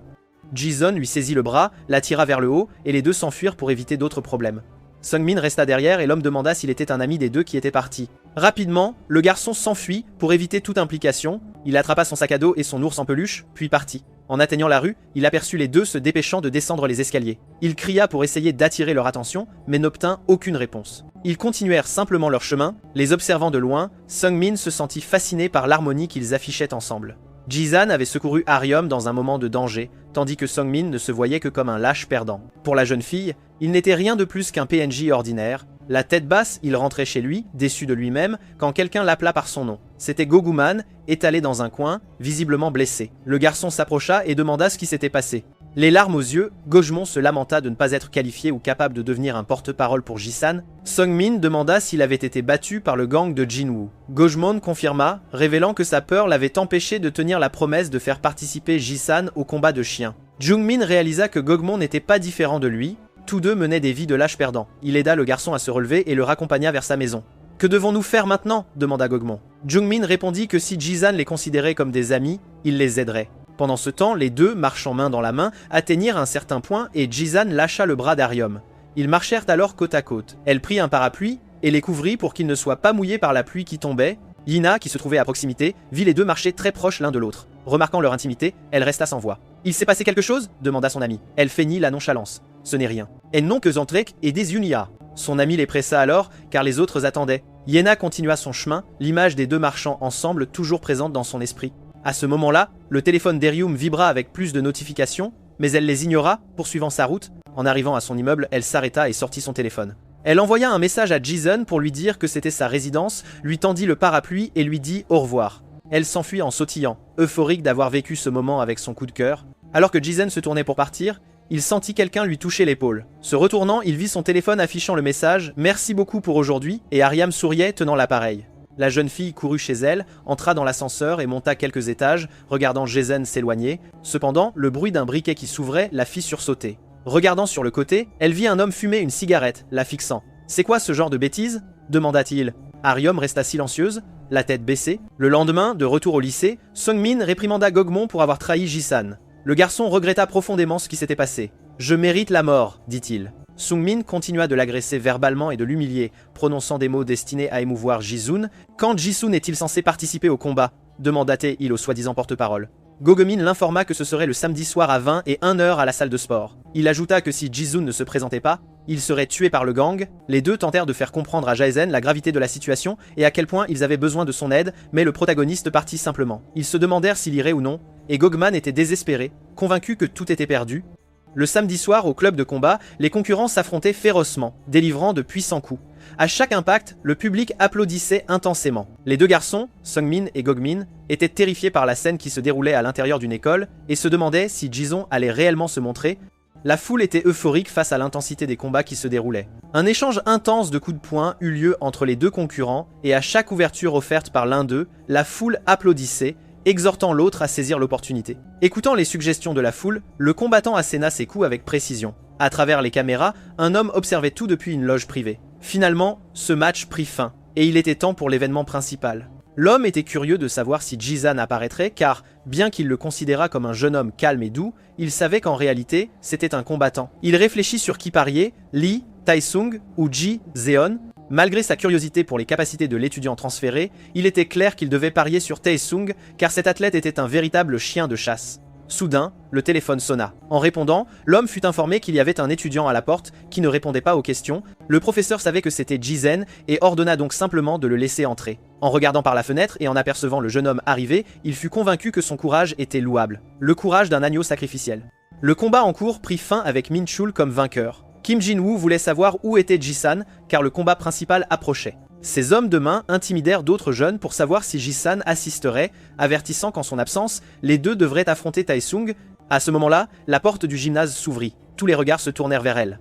Curieux de voir qui était arrivé, il était là, Ji-sun, l'étudiant transféré. Tout le monde était incrédule face à sa présence et même ses deux amis furent étonnés de son arrivée. Ils s'approchèrent pour saluer le jeune homme d'être venu les sauver. Kim Jin-woo dit que Ji-sun était arrivé ponctuellement, comme un fantôme, qu'il l'attendait depuis longtemps. Il déclara que si Jizen gagnait, ceux qui parieraient sur lui remporteraient le jackpot. Cependant, seulement 10% des gens avaient parié sur son nom. Il ajouta que lui-même avait également placé un pari sur Jizen. À ses yeux, Jizen était un bâtard affamé de chasse. Il demanda au jeune homme de montrer tout son potentiel ce jour-là. Les deux combattants principaux se tenaient face à face, se fixant du regard, essayant de déchiffrer quelque chose l'un chez l'autre. Le jeune homme Taesung retira ses écouteurs, demandant si Jisan était l'étudiant transféré. Il jeta les écouteurs à quelqu'un dans le public et leur demanda de jouer cette chanson.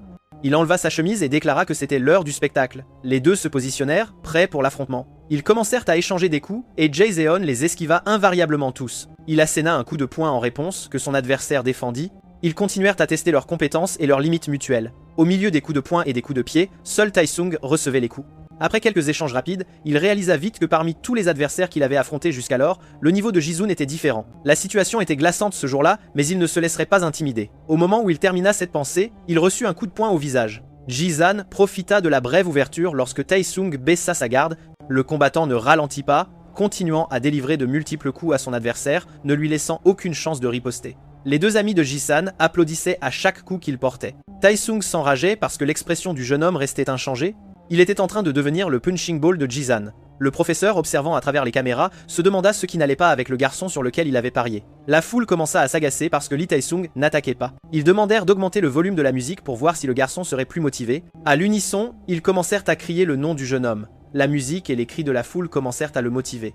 Pendant ce temps, Ji-sun trouva cette voix étrangement familière. Cette distraction lui fit recevoir ses premiers coups. Le public, à son tour, s'anima et se demanda quelle était la chanson. Un jeune homme répondit à un autre que c'était Ilakan, un groupe de filles très populaire à l'époque.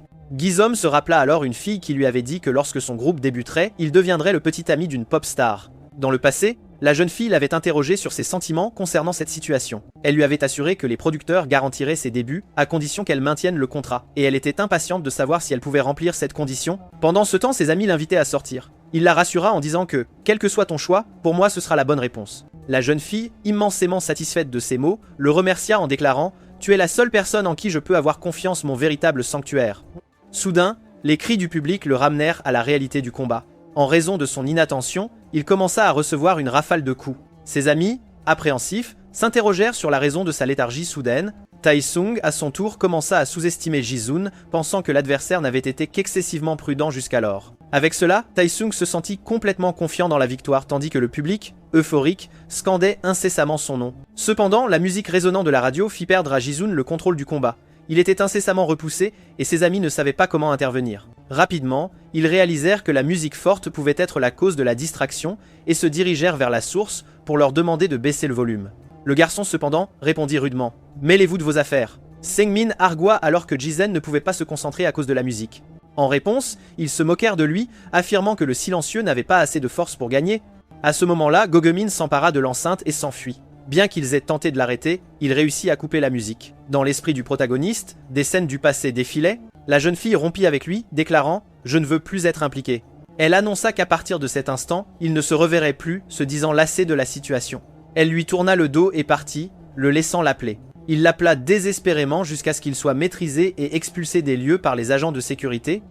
Tandis que Ji-san était perdu dans ses souvenirs, Tae-sung continuait de porter des coups. La victoire semblait imminente. Il n'avait besoin que de quelques frappes supplémentaires pour achever le combat. Et c'est ce qu'il fit, frappant Ji-san de coups additionnels. Ji-san tomba à genoux sur le sol, l'image de la jeune fille toujours présente dans son esprit. Au moment où Tae-sung se préparait pour le coup final, visant à mettre fin au match, tous les spectateurs crurent que le combat était terminé. Cependant, sentant le coup de pied imminent, Ji-san esquiva avec une agilité surprenante. Son esprit semblait s'être reconfiguré et il réénergisa complètement son corps, chargeant furieusement son adversaire. Il asséna un coup de poing dévastateur au visage de Tae-sung, le projetant violemment au sol. La foule fut choquée par une telle force. Ji-san ne s'arrêta pas. Il frappa de nouveau le visage de son adversaire. Les rivaux crachaient du sang, désespérés, ne comprenant rien à ce qui se passait. Kim Jin-woo avait déjà compris que l'issue du combat était scellée. Les fans de Ji-san acclamaient, tandis que le reste du public se taisait. Tae-sung était complètement désorienté, lui qui avait dominé le match quelques secondes auparavant, mais maintenant, il était frappé à coups de pied comme s'il ne valait rien. Ji-sen affichait un regard et une aura terrifiants. Gisant au sol, son adversaire le suppliait d'arrêter. Cependant, le protagoniste ignora les supplications et frappa le visage de son adversaire une fois de plus, continuant à lui asséner des coups répétés. Alors, tout le monde commença à se demander ce qu'il faisait, craignant qu'il ne tue son adversaire s'il continuait ainsi. Ji-san, cependant, semblait possédé par une rage aveugle. Les personnes présentes demandèrent à Kim Jin-woo si Ji-san ne finirait pas par tuer son adversaire, s'il continuait avec cette intensité. Cependant, au lieu de montrer de l'inquiétude, il semblait satisfait de la soif de sang du jeune homme. Il se réjouissait, imaginant que Ji-sen serait un succès au box-office, et se demandait qui devrait être le prochain adversaire pour créer un match encore plus palpitant. Ses amis intervinrent alors dans le combat, le maîtrisant et déclarant qu'il avait déjà gagné. Le professeur de Tae-sung était furieux d'assister à la défaite de son favori. Cependant, pour Kim Jin-woo, ce qui importait vraiment était qu'il lui rapportait des profits, et il croyait que Ji-san pourrait être son allié à cet égard. Kim Jin-woo n'avait qu'à le transformer en un chien fidèle. Il serait le seul à entraîner le jeune homme. Ji-san reprit ses esprits, mais son adversaire était déjà presque inconscient au sol. Kim Jin-woo le félicita pour la victoire, affirmant que son jugement n'était pas erroné. Il dit au garçon de montrer le même regard fou lors du prochain match également. L'argent du combat serait remis par son agent. Ensuite, Kim Jin-woo partit et les deux garçons le suivirent. Les deux, essayant d'être amicaux, l'invitèrent à célébrer la victoire. Ji-sen, cependant, se contenta de gifler la main de Gogman en guise d'avertissement de ne pas le toucher. Il partit ensuite, laissant les garçons perplexes. Un peu plus loin, alors qu'il passait devant un magasin, il entendit un son familier et levant les yeux, vit l'émission d'Ayla Khan sur un écran. L'intervieweur lui demanda si elle était consciente de l'étendue de sa popularité actuelle. Elle répondit qu'elle ressentait l'appréciation de ses fans pour ses efforts, même dans ses moments de faiblesse, et les remercia. Young-min et Gogmon, qui suivaient toujours le garçon, devinrent curieux de savoir pourquoi il s'était arrêté pour regarder le reportage sur Ayla Khan. Ils se souvinrent alors que Ji-san agissait étrangement depuis qu'il avait entendu sa musique. Ils en conclurent qu'il était un de ses détracteurs et ne pouvaient imaginer que la chanteuse ait des ennemis. Sung-min fut étonné de découvrir que Gogmon était un fan de la chanteuse. Il le méprisa, disant qu'il s'attendait à une telle chose de sa part. Cependant, il révéla lui-même qu'il était aussi un fan du groupe. Quelque temps plus tard, Jison arriva à la plage. Les deux garçons continuèrent de le suivre là-bas. Le protagoniste s'assit sur un banc et contempla la mer. Seungmin demanda à Goguman s'il ne devrait pas aller parler à Jison, mais Goguman répondit que ce n'était pas une bonne idée. Seungmin insista, arguant que s'ils étaient amis, ils devraient faire quelque chose. Goguman dit qu'il avait quelqu'un en tête qui pourrait le réconforter, et il devint pensif, se demandant s'il devait le faire ou non. Alors qu'Aryom dormait déjà, son téléphone portable commença à sonner. Elle se réveilla et vit le message de Jizen l'invitant à aller à la plage devant le phare. La jeune fille s'habilla et tenta de partir discrètement. Elle passa devant son père, affalée sur la table, endormie après avoir trop bu. Soudain, il commença à jurer dans le vide et la jeune fille eut peur. Mais ce n'était qu'un rêve, et peu après, il se rendormit. Elle réussit à quitter la maison pour retrouver son coup de cœur. Sur la plage, Gogmin demanda qui Seungmin avait contacté, et ce dernier répondit que c'était une fille. Gogemin fut surpris d'apprendre que Seungmin envoyait des messages à des filles. Seungmin expliqua qu'en fait, Aryom ne savait pas que c'était lui qui envoyait les messages et que c'était le téléphone qu'elle avait donné à Jisan car elle souhaitait communiquer avec lui par cet appareil. Cependant, lorsqu'il prit le portable, il répondit à certains messages en se faisant passer pour Jison et au fond de lui, il savait qu'il devait rendre l'appareil, mais il ne pouvait pas. Gokumon posa sa main sur l'épaule de Seungmin et lui demanda s'il l'aimait. Seungmin répondit qu'il l'aimait autrefois, mais que maintenant il connaissait sa juste place. Gokumon lui donna alors une poussée et lui dit de rendre le portable rapidement. Seungmin marcha vers Jison, qui était toujours assis sur le banc, et lui tendit le téléphone. Il s'excusa et confessa qu'il s'était fait passer pour lui pendant un certain temps. Il dit aussi qu'il avait envoyé un dernier message et demanda à Jizen de ne pas rejeter Aryom. En s'éloignant, il dit que les deux formaient un beau couple. En vérifiant le téléphone, Jizen vit un message de la jeune fille l'informant qu'elle arrivait presque. Et pour la première fois, il se sentit nerveux face à la situation. À ce moment-là, Aryam arriva en courant pour retrouver son bien-aimé. Dès qu'elle arriva, Gogoman, qui était caché, admira la beauté de la jeune fille. Tandis que Gogoman disait que les deux allaient bien ensemble, Seungmin regretta d'avoir perdu la fille de ses rêves. Gokumon dit qu'il était déjà tard et qu'il devrait partir. Il invita Seungmin à dormir chez lui et à jouer aux jeux vidéo. Les deux partirent pour laisser les tourtereaux seuls. Le silence prédominait dans l'endroit, rompu seulement par le bruit de la mer. Aryom tapa un message disant qu'elle était surprise de le recevoir et elle attendit une réponse du garçon. Jison répondit qu'il pensait à elle. Elle tenta d'engager une conversation sur le bruit des vagues, mais il ne répondit qu'avec un emoji. La jeune fille demanda s'il y allait souvent et il répondit que c'était la première fois. Jison demanda à quelle heure elle dormait habituellement. Et Aryom répondit qu'à 22h et qu'en fait, elle dormait déjà quand elle avait vu le message. Il se leva et dit qu'il l'accompagnerait chez elle. Mais la jeune fille lui tint le bras et dit qu'elle ne voulait pas rentrer. Il ne rétorqua ni ne désapprouva. Il accéda simplement à sa demande. Il alla au distributeur de soda pour leur prendre à boire à tous les deux. Elle le remercia pour sa gentillesse et il s'enquit alors de sa réticence à partir. La jeune fille révéla que sa maison lui semblait être une prison. Elle ajouta qu'elle avait été surprise de recevoir son message ce jour-là, se souvenant que la dernière fois, il n'avait envoyé qu'un simple « bonne nuit ». Ce message précédent l'avait également prise au dépourvu, car il l'avait envoyé si soudainement. Jizen vérifia son téléphone, confirmant le message de bonne nuit de la veille. Cependant, c'était Jungmin qui l'avait envoyé, un fait que Jizen choisit de ne pas mentionner. La jeune fille continua d'expliquer qu'elle traversait une période très difficile ce jour-là, mais ce message sonnait comme un petit mot d'encouragement, l'exhortant à tenir bon. Elle se sentit très reconnaissante à ce moment-là, puis elle décida de poser une question au garçon, se demandant pourquoi il ne parlait pas. Il commença à réfléchir aux raisons, plongé dans ses souvenirs. Son ex-petite amie semblait l'avoir abandonné. Alors que les agents de sécurité l'empêchaient de passer et le menaçaient d'arrestation, la jeune fille revint en courant et le serra de toutes ses forces. Elle confessa avoir tant de fois répété la rupture pour rester aussi froide que possible, mais en le voyant maintenant, elle ne pouvait pas le faire. Elle ne l'abandonnerait pas, même si cela lui coûtait la vie, et demanda à Jizen ce qu'elle devait faire. Il l'assura que quoi qu'il arrive, il serait toujours à ses côtés, lui demandant de ne pas pleurer car tout irait bien. Au sommet du bâtiment, Go Bong-san, le PDG de Bongsan Entertainment, observait les deux. Revenant à la réalité, il répondit à Aryom, expliquant que les mots d'une personne pouvaient pénétrer l'âme et tout paralyser. Elle, quelque peu pensive, trouva cela très philosophique. Elle commenta qu'elle ne savait pas ce qui se passait avec lui, mais supposait que sa raison était plus complexe que la sienne. Le garçon demanda quelle était la raison de sa réticence à parler. Calmement, elle répondit que c'était simple. Ses mots étaient aussi sales que ceux de son père. Elle réalisa que la façon de parler de son père faisait partie d'elle et reconnut que c'était une raison stupide. Jézin l'invita à se promener le long de la plage. Comme on pouvait s'y attendre un samedi soir, la zone était assez animée. Alors qu'il passait devant un bar, une dispute éclata à l'intérieur. Un groupe d'individus commença à provoquer un jeune homme, le critiquant de boire là. Avec assurance, le garçon répondit qu'il pouvait boire car il paraissait plus âgé que son âge. L'arrogance du jeune homme irrita tout le monde. C'était Kang Do-il, le chef de gang qui voulait recruter Ji-Zone, et il était là, exprimant son désir de juste boire en paix. L'un des provocateurs demanda où étaient les laquais de Do-il et pourquoi il était seul. Le garçon rétorqua qu'il préférait laisser les jeunes se reposer pendant les vacances et que c'était plus facile pour lui ainsi. L'individu lui dit de partir, l'avertissant que s'il ne le faisait pas, il en subirait les conséquences. D'un ton moqueur, Do-il demanda si les aînés de Desayeo High l'avaient intimidé pour qu'il nourrisse tant de haine. Ils le traitèrent de mesquin pour être resté bloqué dans ses idées.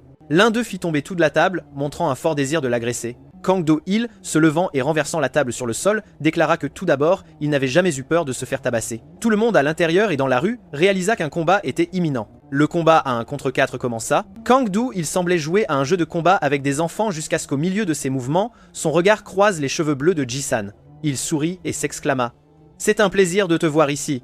Je suis si heureux de voir mon ami. » Le gars commenta qu'il était sur le point de lui rendre visite, mais le destin avait arrangé cette rencontre juste là. Il serra Ji-zen dans ses bras, qui ne comprenait rien, déclarant que c'était l'œuvre du destin. Cependant, les bagarreurs qui se battaient dans le bar sortirent en courant et demandèrent si Ji-san faisait partie du même gang que lui. Le gars rétorqua en demandant s'il ne pouvait pas percevoir le lien juste en regardant et affirma que lui et Ji-san étaient amis. Les voyous, cependant, ne se soucièrent pas le moins du monde de cette prétendue amitié. Immédiatement, Ji-san positionna Aryom derrière lui pour la protéger. Le groupe attaqua avec haine, hurlant qu'il tuerait ces voyous. Tandis que le chef de gang s'occupait d'un des agresseurs, un autre s'avança vers Ji-san, disant que s'ils étaient amis, les deux devraient prendre une raclée. Avec une facilité impressionnante, le protagoniste abattit l'agresseur. Les deux commencèrent à se battre ensemble contre le groupe, s'avertissant mutuellement quand quelqu'un était sur le point d'être pris au dépourvu, et mirent tout le monde à terre en quelques secondes. Observant la scène, Aryam réfléchit que Ji-san semblait être au sommet d'un mur très haut et inatteignable. Cependant, elle remarqua que parfois le garçon descendait de ce mur pour aider quelqu'un. Il pouvait paraître froid, mais en réalité, il ne l'était pas. Tandis que tout le monde se battait par égoïsme et pour ses propres désirs, Ji-sun était au-delà de cela. Il se battait pour quelque chose de désespéré, bien au-delà de sa propre volonté. Soudain, l'un des hommes sortit un couteau et s'avança derrière le garçon. Sans qu'il ne le remarque, le gars s'approcha suffisamment pour frapper. La jeune fille cria désespérément pour tenter de l'avertir, et son partenaire de combat l'avertit aussi de s'accroupir. Ji-san réagit immédiatement, esquivant l'attaque. Juste après, le chef de gang apparut avec un coup de pied volant au visage de l'adversaire, le maudissant d'avoir eu l'audace de sortir une arme contre seulement 2 adversaires. Il déclara que les personnes incompétentes agissaient ainsi lorsqu'elles étaient en difficulté. Ensemble, ils mirent à terre tous ceux qui tentaient de les affronter. Le gars demanda à Ji-zen s'il ne pensait pas qu'ils formaient un beau duo, puisqu'ils avaient parfaitement éliminé tout le monde. Ji-zen, cependant, regarda Aryom et vit ses yeux pleins de larmes. Le gars demanda s'il avait peur, disant que ce n'était rien. En réponse, le protagoniste lui donna un coup de poing au visage. Confus, il demanda ce qui se passait. Sans dire un mot, Ji-san lui donna de nouveau un coup de poing dans l'estomac, le faisant tomber. Au sol, le gars confessa qu'il avait tout organisé juste pour voir Ji-san se battre pour de vrai. Lorsque le protagoniste menaça de mettre fin à l'affaire là, le garçon leva les mains en signe de reddition, disant qu'il ne voulait pas le combattre car ils étaient maintenant du même côté. Il s'excusa pour la manière dont cela avait été fait, expliquant que ce n'était qu'un test et que Ji-son l'avait réussi haut la main. Puis, il demanda à Ji-son de devenir son ami et de rejoindre son gang. Le garçon cependant lui tourna le dos et s'éloigna avec Aryom. L'autre gars les suivit, commentant que les deux semblaient assez intimes pour être ensemble à cette heure de la nuit. Il dit qu'il était satisfait car il sentait avoir joué un rôle dans cet événement. Il déclara que puisqu'il devait une fière chandelle à Ji-son pour l'aide, il leur montrerait un endroit pour se reposer au lieu de vagabonder sans but. Les deux étaient indécis mais finirent par accepter. Le gars les emmena dans une bibliothèque de bande dessinée. Il appela le préposé, qui dormait profondément sans notion du temps, pour servir ses nouveaux clients. Il commenta qu'il n'avait jamais vu ces visages-là, et Doyle répondit qu'ils étaient ses nouveaux amis. Le préposé nota que son type d'amis avait changé, car ceux-ci étaient beaux. Il leur dit de s'asseoir où ils voulaient, et leur offrit du temps supplémentaire, aux frais de la maison. Tandis que Doyle enregistrait les deux, la scène changea pour la maison d'Aryam. Le père de la jeune fille se réveilla de son profond sommeil. En se levant, il remarqua la porte ouverte. Il alla dans la chambre de sa fille et vit qu'elle n'était pas là. Il commença à la chercher dans toute la maison. Devenant désespéré de ne trouver la jeune fille nulle part, Doyle révéla que c'était sa cachette secrète, un endroit où il se détendait à tout moment.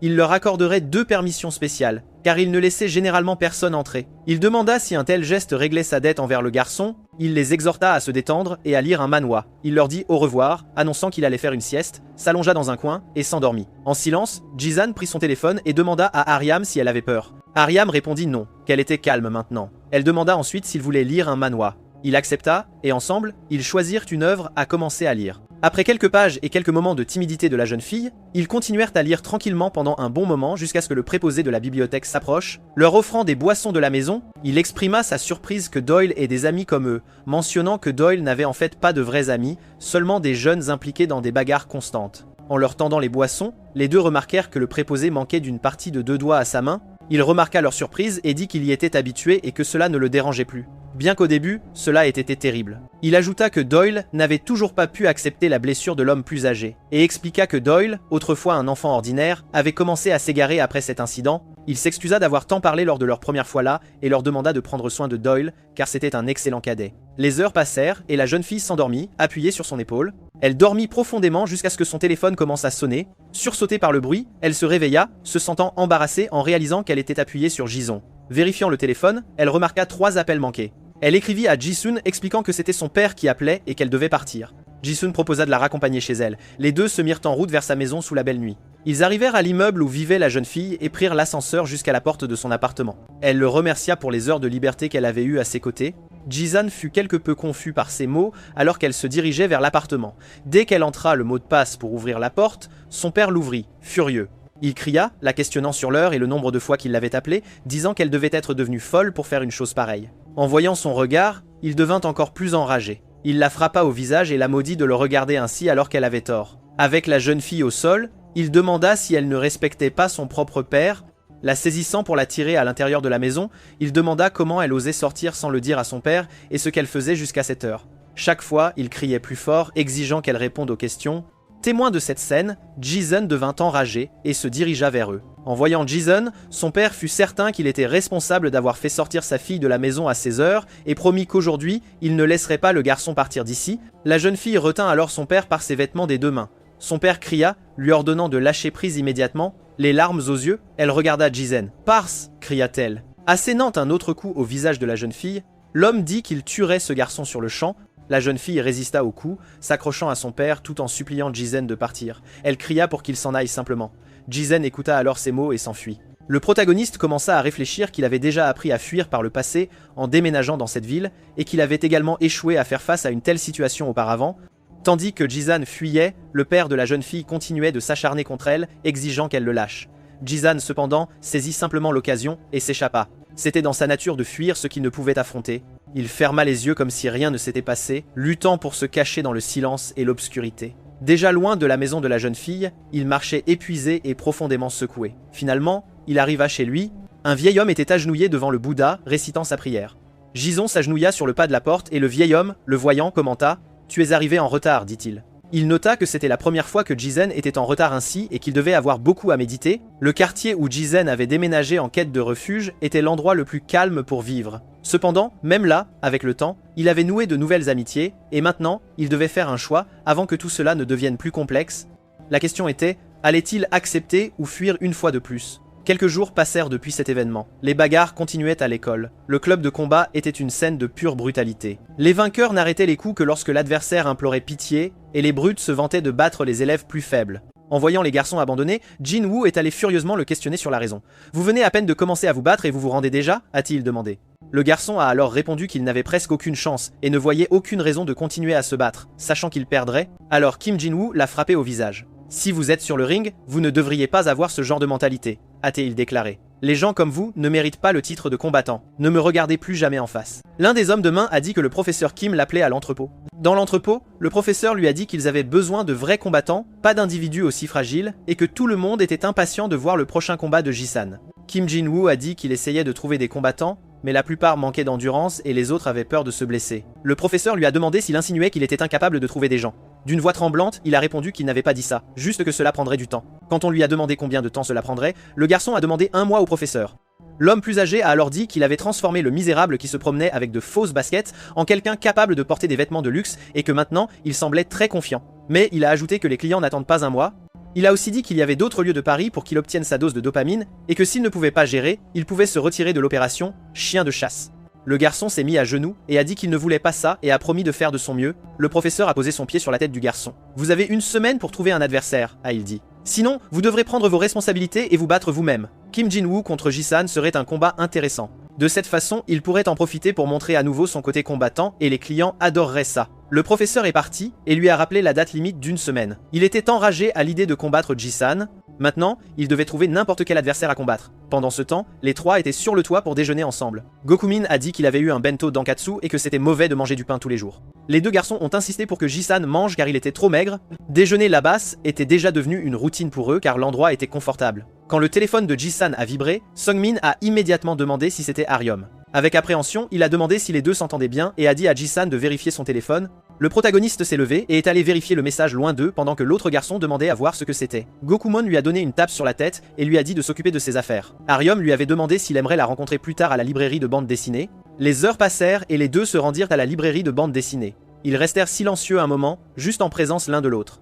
Elle a rassemblé son courage et a dit « Ce serait étrange si je ne parlais pas maintenant puisque j'ai crié cette fois-là. » Je déteste ma voix car j'ai une façon vulgaire de parler, que j'ai apprise de mon père, depuis toute petite. J'aimerais pouvoir cacher ma voix. Mais je ne le regrette pas, car je ne voulais pas que tu sois blessé.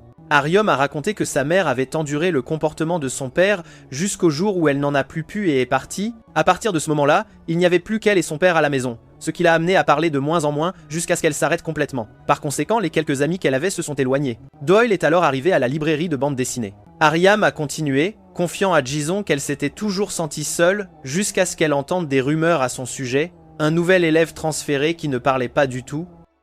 C'est pourquoi elle voulait savoir si son histoire était similaire à la sienne. Doyle est arrivé et a été étonné de la voir parler, demandant « Qu'est-ce qui t'a fait recommencer à communiquer ?»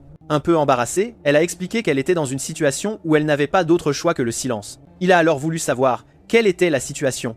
Souriant, il a déclaré « Quelle que soit la circonstance, j'apprécie la possibilité de communiquer plus librement. » Il l'a félicité d'avoir recommencé à parler.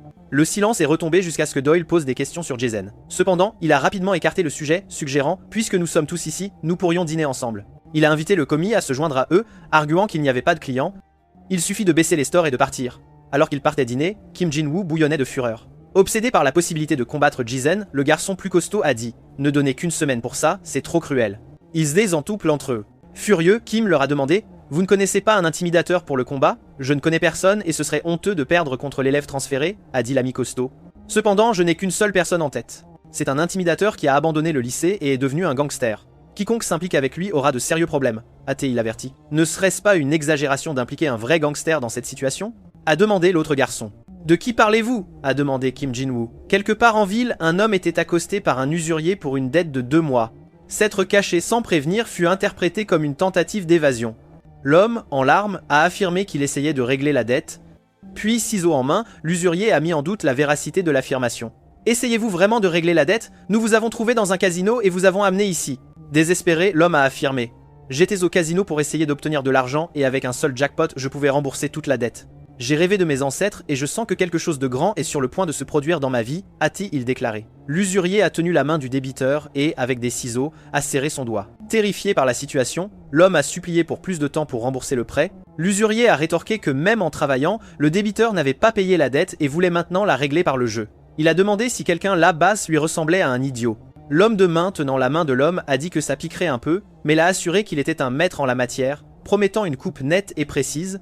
L'homme a imploré le pardon, mais personne ne l'a écouté, et l'un de ses doigts a été coupé. Par la suite, l'homme de main a déclaré que ce qui se passait à ce moment-là était très important. L'homme aurait 1 heure pour obtenir l'argent, après cela, le doigt serait rendu et pourrait être recousu. Il a ordonné à l'homme de s'enfuir de là, et, en larmes, il a obéi. Le patron a demandé à son homme de main s'il était content d'ajouter un autre doigt à sa collection. L'homme de main a répondu qu'il n'aimait pas ce type de doigt de basse qualité, mais a admis que cela faisait longtemps qu'il n'avait pas ressenti une telle émotion. C'était l'homme que l'ami costaud avait en tête pour le combat, Jung-ji Tae-sun-bae, le même qui avait coupé le doigt d'un élève de la même classe qui jouait de la guitare dans le groupe de l'école. Son ami a commenté que ce type était déjà trop fou. Il a ajouté qu'après l'incident, il a fait de la prison pour mineurs et est devenu un gangster après sa libération.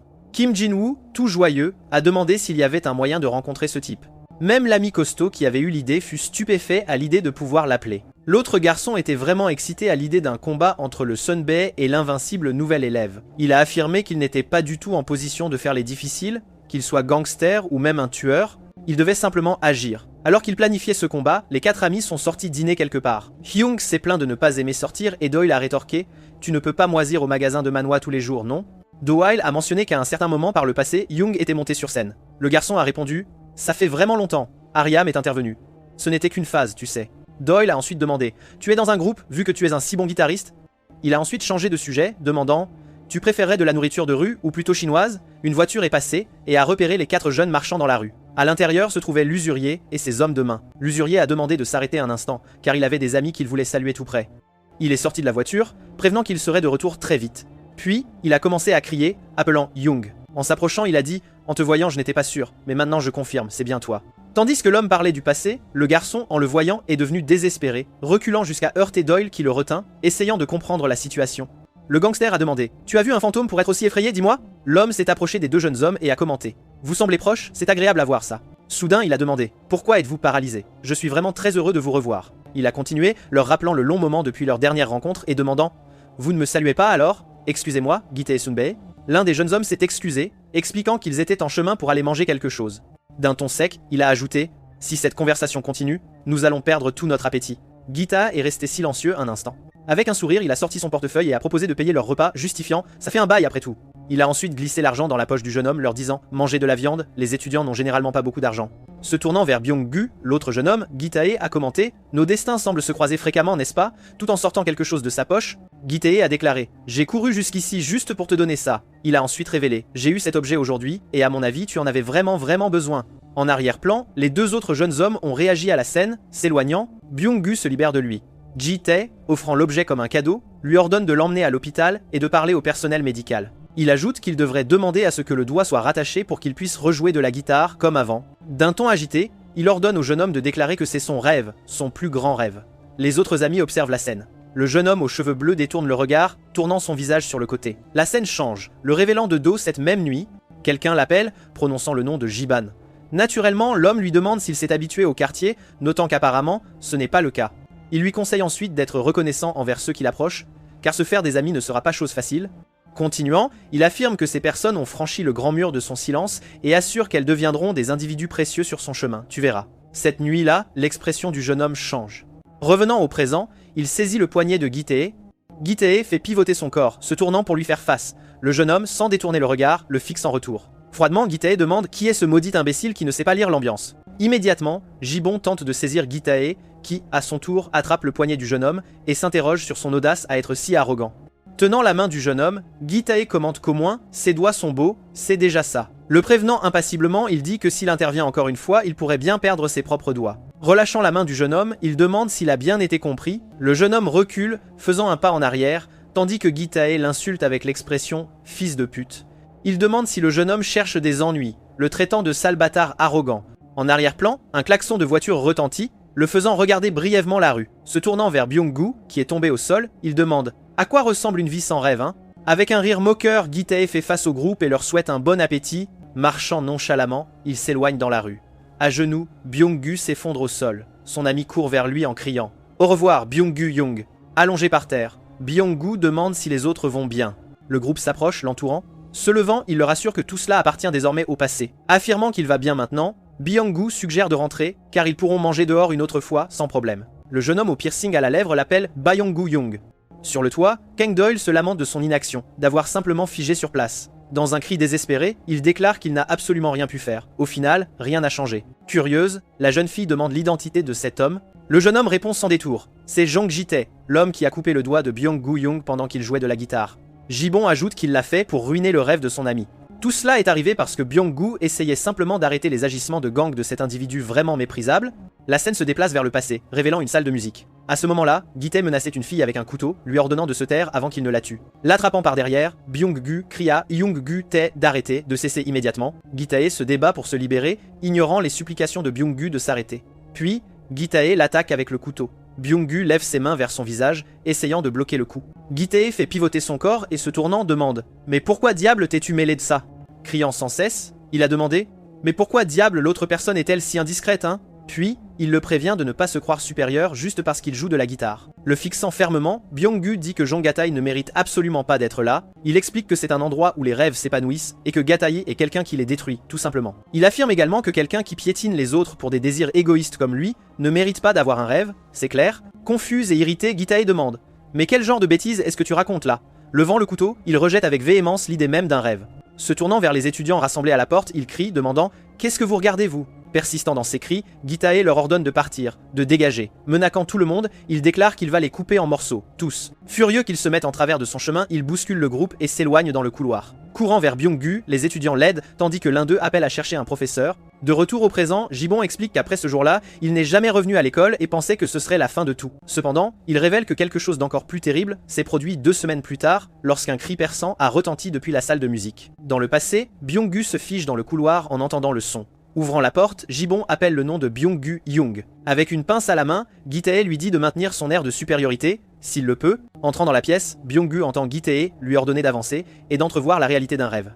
Puis, Gitae se lance dans une tirade sur une vie dépourvue de rêve, une vie sans espoir. Dans une narration rétrospective, Jibon révèle qu'il s'était figé en assistant à ce moment une fois de plus. Assis sur l'autre garçon, Gitae se tourne et demande à Doyle quand il était arrivé. Se levant, il commente qu'il se sent maintenant rafraîchi, comme neuf. Avertissant Gibbon, il déclare que si le jeune homme racontait à qui que ce soit ce qu'il avait vu, il subirait le même sort, c'est certain. Glissant sa main sur le visage du garçon, Gitae le caresse doucement. Il dit au revoir et s'en va, laissant Gibbon derrière lui. Immobile, le jeune homme reste statique sur place, complètement figé. Revenant au présent, Gibbon explique que Jong-Gita a abandonné l'école après cet incident. Il continue de raconter que l'autre garçon a été envoyé dans une maison de correction et y est devenu un gangster, un vrai. D'une voix amère, Gibbon confirme qu'il se livre maintenant à l'usure pour une organisation criminelle, sans scrupules.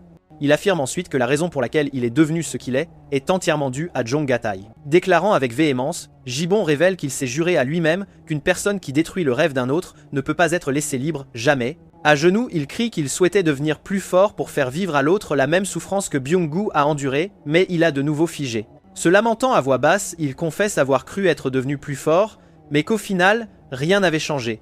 Absolument rien. La jeune fille demande si c'était pour ça qu'il voulait Gibbon. En confirmation, Gibbon explique que l'adversaire est un gangster, et que pour cette raison, il a envisagé de rassembler des forces. Il déclare que son objectif est de le maîtriser par la force et de faire payer ce salaud pour ses actions, coûte que coûte. Fermement, Gibbon déclare alors: « C'est pour ça que j'avais besoin de Gibbon, tu comprends. » En silence, Gibbon reste immobile un instant. Plus tard, il marche dans la rue à côté de la jeune fille.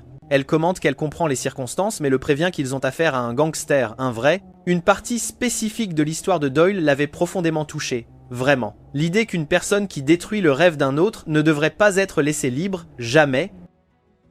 Marchant sans détourner son regard, Gibbon conclut que ce n'est pas une vengeance personnelle, mais plutôt une question de justice. À un autre moment, une jeune fille rappelle à Yena que son anniversaire approche, et une camarade de classe lui demande si elle avait bien retenu la date.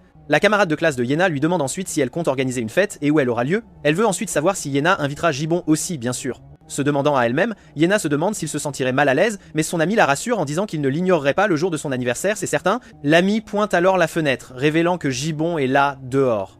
Dehors, Gibbon marche dans la cour avec Araem. L'une des filles demande: « N'est-ce pas Anna Raem de la pièce d'à côté, celle qui ne parle jamais, là ?» Deux autres garçons s'approchent et les saluent d'un « bonjour » enjoué. Se sentant dérangée, Yena se demande pourquoi Araem est le centre de toutes les attentions. Se détournant, elle demande « Pourquoi devrais-je m'en soucier après tout ?» Plus tard, un groupe de garçons demande à Gibbon de leur apporter le déjeuner de l'école, car le pain ne les satisfait pas du tout. Ariom apparaît à la porte, et l'un d'eux demande « Pourquoi est-elle là, elle ?» Tenant un sac, elle déclare qu'elle veut déjeuner avec eux. Gibbon lui jette un regard. L'un des garçons répond « Bien sûr qu'elle peut, sans problème ». Puis il la fixe et demande « Elle vient de parler là ?» Et, surpris, il s'interroge sur ce qui s'est passé. Bientôt, les garçons admirent le déjeuner emballé, demandant « Tu l'as préparé toi-même tout ça ?» Ariam leur offre une partie de la nourriture, qu'ils acceptent volontiers. De loin, Yena les observe tous les trois. Ailleurs, Gitae est au téléphone avec une femme, confirmant une date limite et lui donnant l'instruction de transférer l'argent. Après qu'elle mentionne que son mari revient, il raccroche, mettant fin à l'appel. S'approchant d'une porte, il continue son chemin. Gitae trouve une carte de visite collée à la porte et la ramasse. Entrant dans l'endroit, il annonce son retour à son patron, tandis que trois jeunes hommes l'observent attentivement. Les jeunes hommes commentent sa force et le fait qu'il ait ramassé la carte. L'un d'eux demande « Est-ce une bonne idée de recruter un gangster, vraiment ?» Un autre rétorque en disant « Il n'y a pas besoin d'avoir peur. Ce sont le cancer de la société, des déchets, ni plus ni moins. » Se tournant lentement, un homme demande « Qu'est-ce que tu viens de dire là ?» Il répète les mots « cancer de la société, des déchets ». Kim Jin-woo se retourne en entendant le commentaire. Le patron de la pièce, avec un étonnement visible, s'est enquis de l'identité de ces garçons. L'un de ces hommes a clarifié qu'il discutait de gangsters, en général. Surpris, l'homme a remis en question l'utilisation du mot, demandant si les garçons faisaient référence à eux. D'un ton défensif, l'un des jeunes hommes a déclaré « Nous ne sommes que de petits entrepreneurs qui payons nos impôts, c'est tout. » Le patron a ensuite demandé ce qui, chez eux, les faisait ressembler à des gangsters, au juste. Hésitant, le jeune homme s'est figé, incapable de répondre. Dans ses pensées, cependant, il croyait que c'était évident qu'il l'était. S'approchant, l'homme a demandé « Pourquoi êtes-vous silencieux et êtes-vous venu ici pour obtenir un prêt, par hasard ?» Gitae, montrant une carte de visite, a demandé « Cet objet vous appartient-il à vous ?» Le jeune homme a confirmé, disant qu'ils étaient là précisément pour lui donner la carte. Regardant la carte, Gitae a demandé « Qu'est-ce que c'est que ce Hound Dog, après tout ?» Le patron l'a interrompu, déclarant qu'il avait déjà entendu parler de ce nom en fait. Un autre homme dans la pièce a suggéré que c'était l'affaire de Duck. Le patron a ensuite confirmé que l'affaire de Duck était le jeu, les paris. Il a continué en disant que c'était un endroit où les gens pariaient sur des combats, et le jeune homme a confirmé. Il a alors compris qu'il recrutait des personnes très compétentes qui pouvaient leur rapporter de l'argent. Kim s'est demandé si les responsables de Hound Dog étaient en fait des gangsters, de vrais. Il a alors réalisé qu'il avait été impliqué dans une affaire gérée par des gangsters, sans le savoir. Ailleurs, Doyle a rencontré Gibbon et lui a demandé s'il savait conduire une moto. Pourquoi? Gibbon a voulu savoir. Doyle a répondu qu'il en possédait une et qu'il avait besoin qu'il la conduise pour lui, tout simplement. Ariam a demandé pourquoi Gibbon aurait besoin de conduire. Expliquant calmement, Doyle a dit qu'il s'était tordu la cheville en cours de gym plus tôt dans la journée. Jetant un casque à Gibbon, il a demandé un trajet. « Où allons-nous » a demandé la jeune fille. Doyle a répondu que ce n'était pas loin et qu'il donnerait les instructions au fur et à mesure. Se tournant vers elle, il a dit de ne pas s'inquiéter car il ramènerait son petit ami très vite. Non, Ariam a rapidement nié, insistant sur le fait qu'ils n'étaient que des amis, rien de plus. Silencieux, Gibbon a tenu le casque en disant à Byung-gu que Doyle avait dit qu'il sortait prendre l'air. Puis, les deux ont quitté l'endroit ensemble. Pointant la moto, Doyle a demandé « Est-ce que je pourrais en conduire une de celles-là moi aussi ?» Gibbon a fait un wheelie et Doyle a demandé s'il pouvait faire ça aussi. Alors qu'il traversait la ville, Doyle a commenté que le jeune homme avait déjà causé pas mal de problèmes, en fait. Avertissant urgemment Gibbon, Doyle lui a dit de faire attention aux virages serrés devant et de ralentir. Avec une précision absolue, Gibbon a pris le virage et Doyle a demandé s'il avait utilisé le contre-braquage. Perplexe, il a demandé « Mais qui diable est Gibbon ? Au juste ?» En atteignant leur destination, Doyle a demandé à Gibbon de le déposer là, à cet endroit précis. Gibbon a fixé l'enseigne de l'établissement. S'accroupissant, Doyle a ramassé un morceau de brique par terre. Le tenant comme si c'était un téléphone, il a porté la brique à son oreille. Expliquant sincèrement, Doyle a dit « Si Gibbon n'avait pas conduit, j'aurais hésité et fait demi-tour comme la dernière fois, c'est sûr. » Il a ajouté « C'est une façon de ne plus me retenir du tout. » Comprenant l'intention, Gibbon a reconnu que c'était comme une véritable déclaration de guerre. Doyle a ensuite dit « Ce salaud a fait uriner Byung-gu sur lui-même, tu te rends compte ? Et un homme qui était autrefois un chef de groupe a uriné en pleine rue. » Il a demandé à Gibbon « Est-ce quelque chose que je devrais simplement laisser passer comme ça ?» Et il a déclaré « Je dois au moins faire ça, c'est indispensable. » Le fixant avec une expression tendue, il attendait une réponse de sa part. De retour au bureau, le patron a dit « Cet endroit n'est pas pour des gamins comme vous, c'est clair. » Kim a expliqué qu'il était venu après avoir entendu des rumeurs et l'a reconnu comme son aîné, Jang Gi-tae. Il a ajouté que Gi-tae était celui qui avait abandonné l'école et était devenu un gangster, un vrai. Le jeune homme a ensuite expliqué qu'il se préparait pour le combat principal et était venu le chercher parce qu'il croyait qu'il était la bonne personne, la seule. Gi-tae a demandé « Vous êtes ici pour me recruter pour un combat de gamins, c'est ça ?» Insistant, le jeune homme a dit « L'adversaire est très habile et ne devrait pas être sous-estimé, du tout. » Intrigué, Gi-tae a semblé intéressé par l'idée qu'il y ait quelqu'un digne d'être son adversaire. Le jeune homme a offert son téléphone, expliquant que c'était un élève transféré très difficile à gérer. Vraiment, à la mention du nouvel élève, Gi-tae a eu son attention complètement captivée, sans aucun doute. Il a ensuite révélé que le nom du jeune homme était Gibbon, tandis que la vidéo le montrait assénant un coup à un adversaire. L'enregistrement a continué, le montrant en pleine action lors d'un combat précédent. La séquence s'est terminée par un gros plan du visage de Gibbon. Gi-tae a regardé la vidéo et a reconnu le jeune homme. Il s'est souvenu du garçon qui était avec Doyle, celui avec les beaux doigts, oui. De retour au présent, le patron de Gi-tae l'a averti. N'interfère pas, ce n'est qu'un combat entre étudiants, après tout. Acceptant l'avis de son aîné, Gi-tae a acquiescé. Soudain, une brique a traversé la fenêtre, filant juste devant son visage. Un éclat de verre l'a frappé, laissant une coupure sur sa joue. Se tournant furieusement, il a hurlé « Qui diable a fait ça, bon sang ?» Se précipitant à la fenêtre, leur patron a demandé s'il voulait mourir, par hasard. Les deux ont regardé dans la rue et ont vu une moto s'éloigner à toute vitesse. Regardant à travers la fenêtre brisée, Gi-tae a suivi son mouvement. La moto a continué d'accélérer sur la route, sans s'arrêter. Le patron a demandé si Gi-tae allait bien, mais il n'a pas répondu, pas un mot. Conduisant la moto, Gibbon a réfléchi que cela aurait pu être une provocation inutile, mais il a senti à quel point cet acte avait exigé du courage. Beaucoup. La main tremblante de Doyle a serré son épaule fermement. Reconnaissant la peur, il aperçut la présence d'une grande montagne insurmontable qui pesait sur eux, lourdement. Et il connaissait très bien ce sentiment alors qu'il filait sur la route. Après que Gi-tae ait confirmé sa participation à Hound Dog, les étudiants l'ont remercié et ont promis leur engagement total pour la préparation. Cependant, Gi-tae a imposé ses conditions. Très claires. Il déciderait du lieu et de l'heure, et il ne devrait amener que leur meilleur combattant, le seul. L'un des jeunes hommes a suggéré que le gymnase de l'école serait l'endroit initial pour le combat, mais Gi-tae l'a réprimandé, demandant « Pour qui me prenez-vous pour proposer une confrontation dans un environnement scolaire, sérieusement ? Que kulesi a fait d'enfoir aux essieux. » Le jeune homme a rapidement accepté les exigences, réalisant que l'heure et le lieu seraient modifiés et reconnaissant à quel point Gi-tae était strict, vraiment. Ensuite, Gi-tae a demandé « Connaissez-vous un certain Kang Doyle, par hasard ?» L'étudiant, reconnaissant le nom, a expliqué « C'est l'un des brutes du lycée industriel de Dazon et un élève de première année. » Pensif, Gi-tae s'est demandé si ce voyou avait tant grandi, à ce point. Le jeune homme, en réponse, a ajouté qu'il avait entendu dire que Kang Doyle étendait son influence et a demandé « Quelle est la raison de votre intérêt soudain, Gi-tae, dites-moi » Avec un regard déterminé, Gi-tae leur a ordonné « Trouvez où se trouve ce voyou », déclarant que le garçon avait une dette à payer, une lourde dette. Dans un autre décor, Gibbon balayait la cour du temple. Interrompant son balayage un instant, il a salué son maître. Le maître, recevant le salut, a accueilli les visiteurs. « Êtes-vous venus pour les prières, mes enfants ?» Ce à quoi Sang-min a confirmé « Oui ». Sang-min a expliqué « Ma mère a mentionné que c'était le premier jour du mois et que ça faisait un moment depuis notre dernière visite et elle m'a demandé de prier au temple. Je suis d'accord. C'est une excellente initiative, en effet, a dit le maître. Surpris, Sang-man a interrogé la présence de Gibbon là et a demandé « Tu vis ici, toi ?» S'asseyant, Sang-man a commenté « Je pensais que Gibbon vivait au dortoir, et moi-même je visitais le temple dans mon enfance, tu sais. » Au téléphone, Sang-man a informé un ami. Gibbon réside au temple de Siboam, tu sais. Il a invité la personne, viens par ici, dépêche-toi. Qui a confirmé, j'arrive, je suis en route. Et puis il a demandé, s'il te plaît, achète de la bonne nourriture, de quoi manger. Montant les escaliers du temple en courant, un homme est apparu, appelant Gibbon. Sang-man l'a salué, tandis que Gibbon a tourné son visage pour voir qui était arrivé. Derrière l'homme, Aryam se tenait là. Le jeune homme a expliqué à Gibbon, j'ai envoyé un message à Aryam pour l'inviter aussi, tu vois. Aryam a hoché légèrement la tête en entendant Sang-min demander « Tu vas bien, toi ?» Dans une autre partie de la ville, un groupe de jeunes hommes inspectait un scooter. L'un d'eux a suggéré « Il y a un problème de bougie, c'est sûr. » Tandis qu'un autre jeune homme, assis dans un fauteuil, se demandait « Le problème ne pourrait-il pas venir de la bobine par hasard ?» L'un des hommes proposa bientôt « Emmenons le scooter chez un mécanicien ». Mais un autre se plaignit « Pensez au coût que cela implique ». Le jeune homme tourna son visage, regardant sur le côté. Gitae, ajustant une paire de poings américains, commenta « Vu le nombre d'hommes dans ce groupe, vous comprendrez pourquoi j'utilise ceci pour éviter de perdre du temps. » Face à la provocation, l'un des hommes demanda « De quoi parlez-vous et qui êtes-vous »« Je suis venu récupérer une dette », déclara Gitae sans détour. Mais l'autre exigea « Identifiez-vous avant tout combat ». Sans prévenir, Gitae asséna un coup de poing au visage de l'homme. Tombé, l'homme gémit. Effrayé, un autre membre du groupe demanda qui il était. Au lieu de répondre, Gitae porta un autre coup de poing au visage du jeune homme. L'homme s'effondra peu après, ne laissant que le dernier debout. Ce dernier, remarquant les poings américains, commenta « L'effet est dévastateur ». Gitae, tournant son regard vers le seul restant, déclara « Ce type serait parfait comme sac de frappe pour l'entraînement ». Le jeune homme, traité de merde par Gitae, le menaça, promettant de l'achever. Souriant, Gitae dit « Ces salauds n'ont toujours pas compris ». Criant à Gitae de se taire, l'homme chargea pour attaquer en hurlant « Un type comme lui n'a besoin que d'un seul coup ». L'homme lança un coup de poing, mais manqua sa cible quand Gitae esquiva.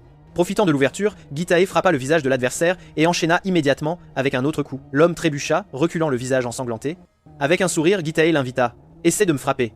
Réalisant la difficulté, l'homme accepta le défi. D'une posture ferme, Gitae lui dit « Viens m'affronter ». Déclarant qu'il montrerait jusqu'où pouvait aller un type qui se vantait de sa propre taille, l'homme se prépara. Finalement, Doyle réagit, prenant l'initiative et saisissant un tuyau métallique. De retour sur cette scène, l'homme au survêtement vert était déjà au sol. Observant son état, Gitae commenta « Il n'y a pas grand-chose à faire si tu es lent et ne te concentres que sur la défense ». Doyle leva le tuyau au-dessus de sa tête et l'abattit avec force, hurlant de fureur « Meurs !»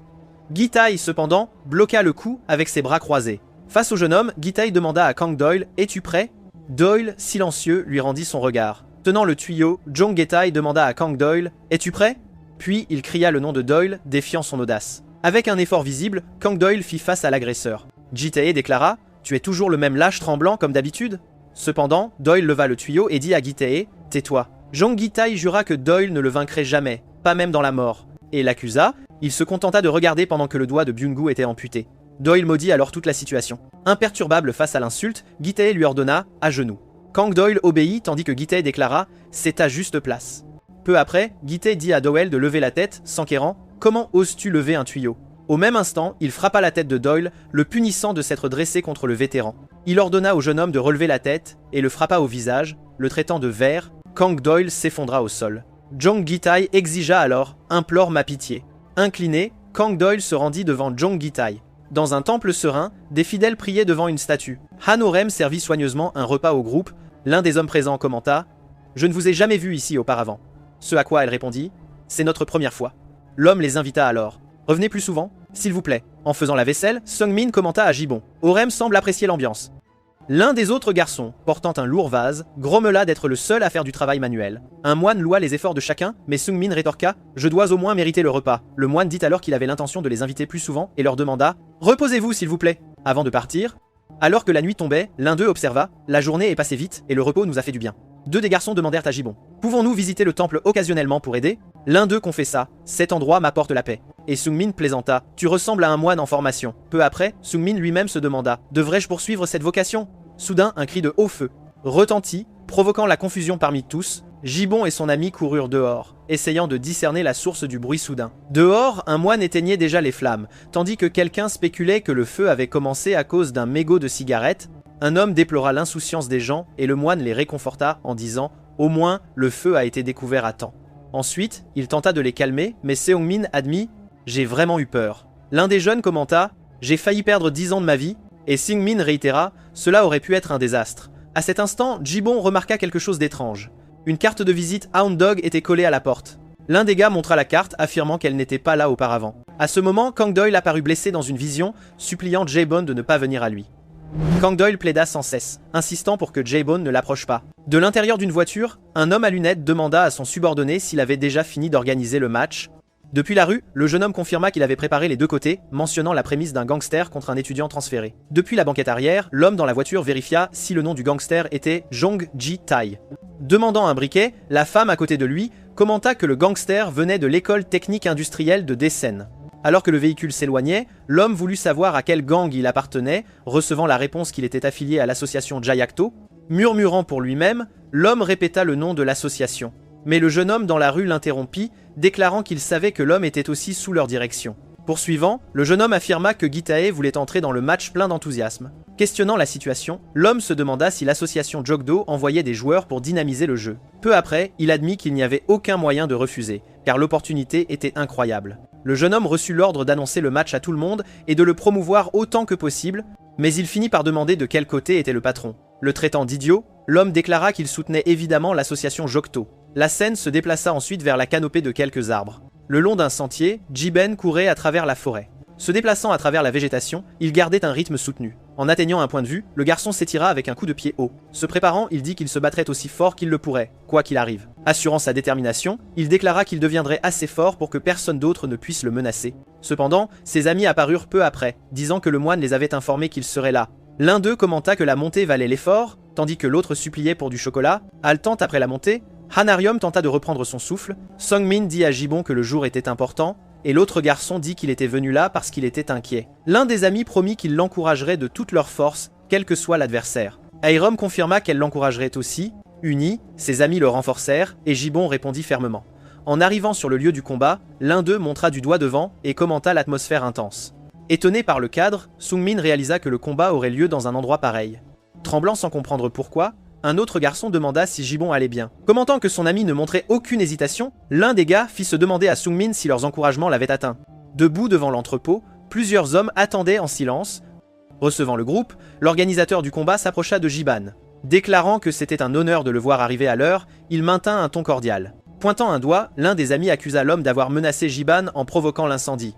Ne sachant pas de quoi le garçon parlait, l'homme demanda et son compagnon lui assura qu'il n'en avait aucune idée. Conseillant à Jaibon d'ignorer les détails et de se concentrer sur le combat, il laissa son ami indigné. Relatant l'atmosphère de la dispute, l'organisateur expliqua que les attentes étaient élevées et renforça que l'adversaire ne devait pas être sous-estimé, exigeant que Gibbon se batte avec tout ce qu'il avait. Puis, quelqu'un cria d'ouvrir la porte. Dès que la porte s'ouvrit, Gibbon et ses amis regardèrent à l'intérieur. À l'intérieur de l'entrepôt, une foule acclamait sans cesse.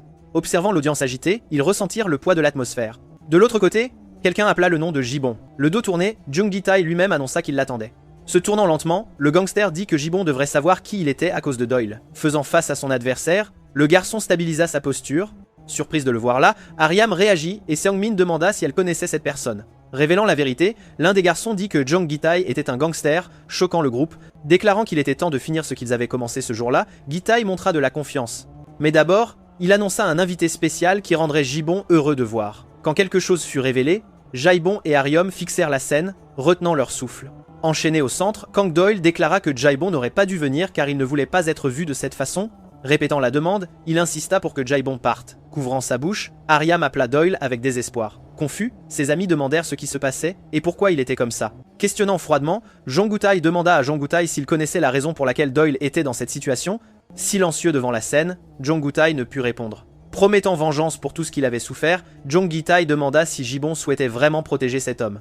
Il révéla que la clé des chaînes était dans sa poche et promit de la remettre s'il était vaincu, mais il imposa une condition pour lui-même s'il gagnait. Les amis de Gibbon, effrayés par la proposition, réagirent immédiatement. Calmement, Gitae déclara qu'aucun d'eux n'était intéressé par l'argent. Ensuite, il annonça que s'il gagnait, il prendrait 2 des doigts de Gibbon et le défia de l'accepter. Horrifiés, ses amis jugèrent la condition absurde. Essayant d'empêcher la confrontation, ils déclarèrent que c'était inacceptable et que l'adversaire était clairement un psychopathe. Hanarim, avertissant fermement, conseilla que l'homme était en effet cruel. Un bref flashback rappela le jour où les mains de Doyle tremblaient alors qu'il s'accrochait à une moto. Le souvenir continua, révélant que Byung-gu avait été si terrifié par Gitae qu'il avait fait pipi dans son pantalon. Revenant au présent, le gangster demanda si Gibbon avait peur. Réalisant l'influence de l'adversaire, Gibbon remarqua qu'il instiguait des tremblements chez les autres. Cependant, en enlevant sa veste, il déclara qu'il ne pouvait plus se retenir, tandis que ses amis demandaient s'il allait vraiment se battre. Souriant avec excitation, Jonggitai apprécia la posture du jeune homme. Se positionnant au centre de l'arène, Gibbon se prépara au combat. Autour de lui, la foule s'enflamma, tandis que ses amis regardaient avec une inquiétude visible. Se faisant face au centre, les 2 concurrents étaient entourés de spectateurs. Avec un mégaphone, l'annonceur déclara que le combat commencerait sous peu et exhorta tout le monde à placer ses paris. Présentant le premier concurrent, il appela Jong-gi-tai, la puissance du monde souterrain. Ensuite, il annonça Gibbon comme l'étudiant transféré qui avait vaincu le champion. Questionnant l'audience sur le vainqueur, l'annonceur enflamma l'atmosphère du lieu. Un compte à rebours commença, et dans la salle de contrôle, un homme à lunettes surveillait chaque détail. Observant les plus de 2000 spectateurs en direct, il commenta la grandeur de l'événement, déclarant que la scène était prête. Il les exhorta tous deux à se battre jusqu'à ce que le sang coule. Le match commença alors et Jong Gi-tae avança sans hésitation. Portant un coup de genou à la tête de Jivan, il initia l'offensive. Cependant, le garçon bloqua l'attaque suivante et contre-attaqua avec un coup de pied. Il recula ensuite, cherchant de l'espace. La foule continua d'acclamer avec ferveur. Préparant une nouvelle avancée, Jong Gi-tae ajusta sa posture. Se défendant d'une rafale de coups de poing, Jivan suivit chaque coup attentivement. Bien que sa vitesse et sa force fussent supérieures à la moyenne, il n'avait jamais appris la boxe ou les arts martiaux. En tant que bagarreur de rue typique, Jivan n'était pas un adversaire facile grâce à son physique impressionnant. « As-tu peur ?» cria Jong Gi-tae avec fureur. Avançant sans hésitation, Jibon porta un coup de poing direct aux côtes de son adversaire. Sentant l'impact, il réalisa que le coup était net et efficace. Réagissant immédiatement, Jibon frappa le visage de Jibon d'un coup de poing. « Ça ne fait que chatouiller », commenta-t-il, le défiant de continuer. Considérant la vitesse de réaction de l'ennemi, Jibon chercha instinctivement des ouvertures. Même sans compétences techniques, l'adversaire surmontait les difficultés avec des capacités physiques naturelles et Jibon fut frappé à plusieurs reprises. Répondant fermement, le garçon porta un autre coup de pied au visage de Gi-tae. « C'était un massage ?» demanda Jong Gi-tae d'un ton moqueur. « Tu penses vraiment pouvoir me vaincre comme ça ?» questionna-t-il ensuite. « Je vais te montrer la réalité », cria Gi-tae, lançant une attaque.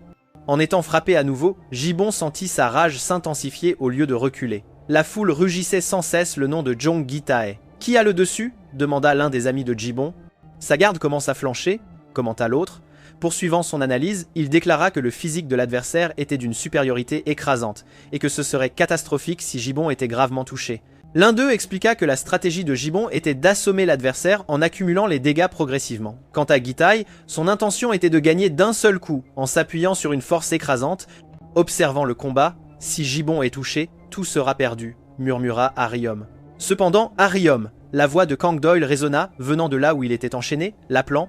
Courant vers lui, Aryam s'éloigna du centre de l'arène. « Tu dois l'arrêter », déclara Doyle. « Pourquoi as-tu amené Jaibon » demanda Tae-il.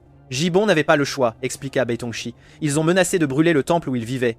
Maudite soit tout, jura-t-il. Libérez-moi, j'ai besoin de la clé, réitéra-t-il. La clé est avec Jong Gi-tae, lui rappela TL, essayant de le faire comprendre. Je trouverai un moyen de l'obtenir, affirma Doyle. Cet homme est comme un serpent, prévint-il. On ne sait jamais ce qu'il va faire.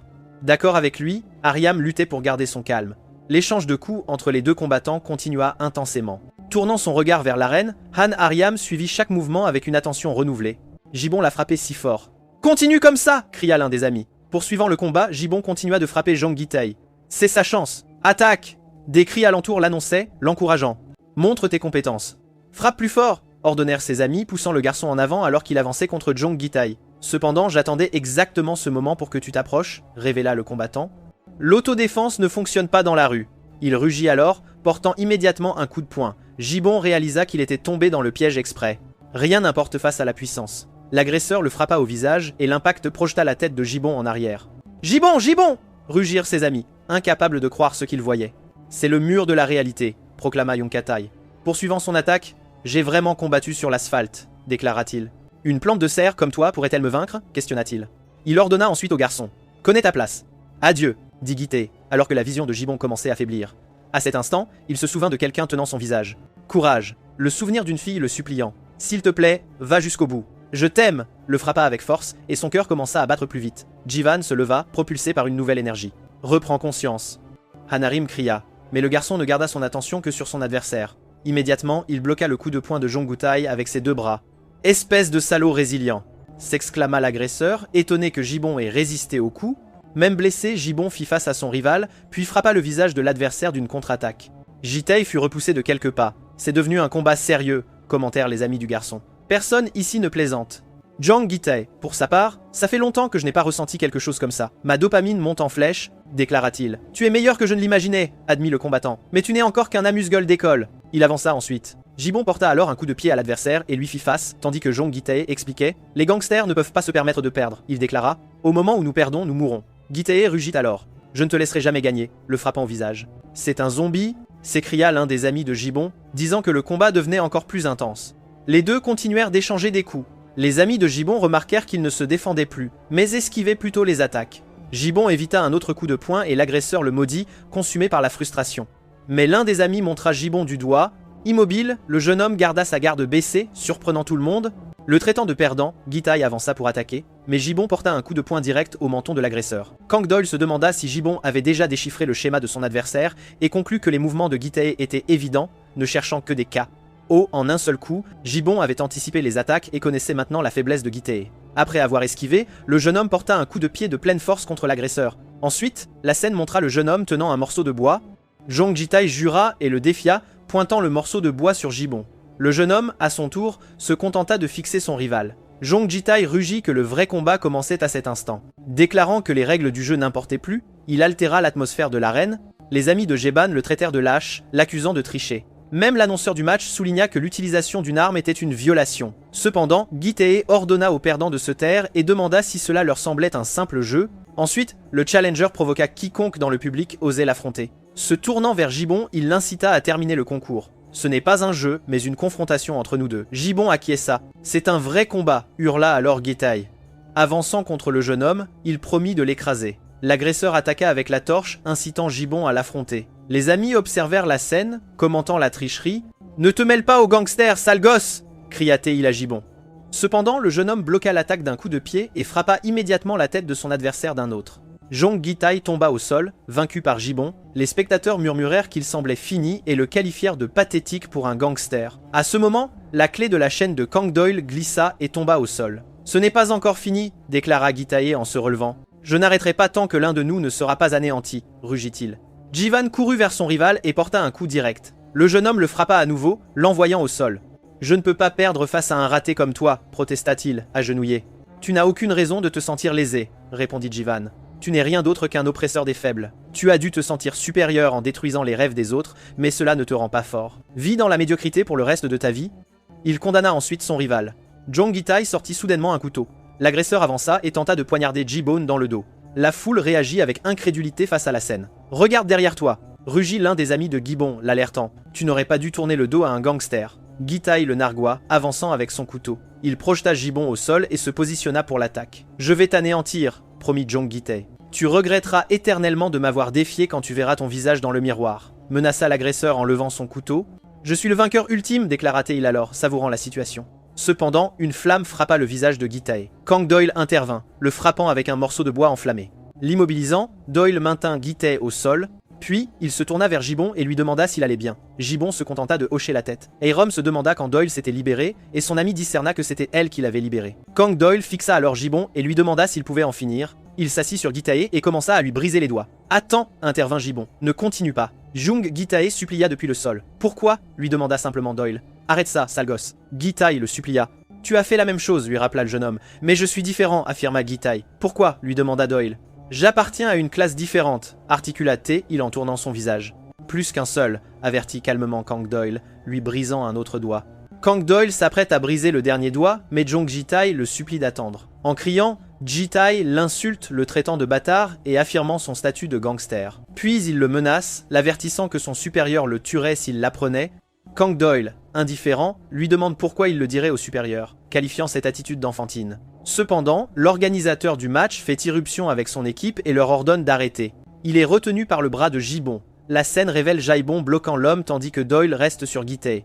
L'organisateur interroge alors Jaibon, lui demandant s'il est conscient de ses actes et s'il peut en supporter les conséquences. Kang Doyle regarde par-dessus son épaule. Gibbon tourne aussi son visage pour l'observer et Doyle se contente de sourire. « S'il te plaît, ne continue pas, je suis un vétéran, supplie Jong Tai. » Kang Doyle commente avec dédain. « Maintenant tu ressembles encore plus à un déchet », déclarant qu'il a honte d'avoir été complaisant. Puis, il brise le dernier doigt de Jong Gitai.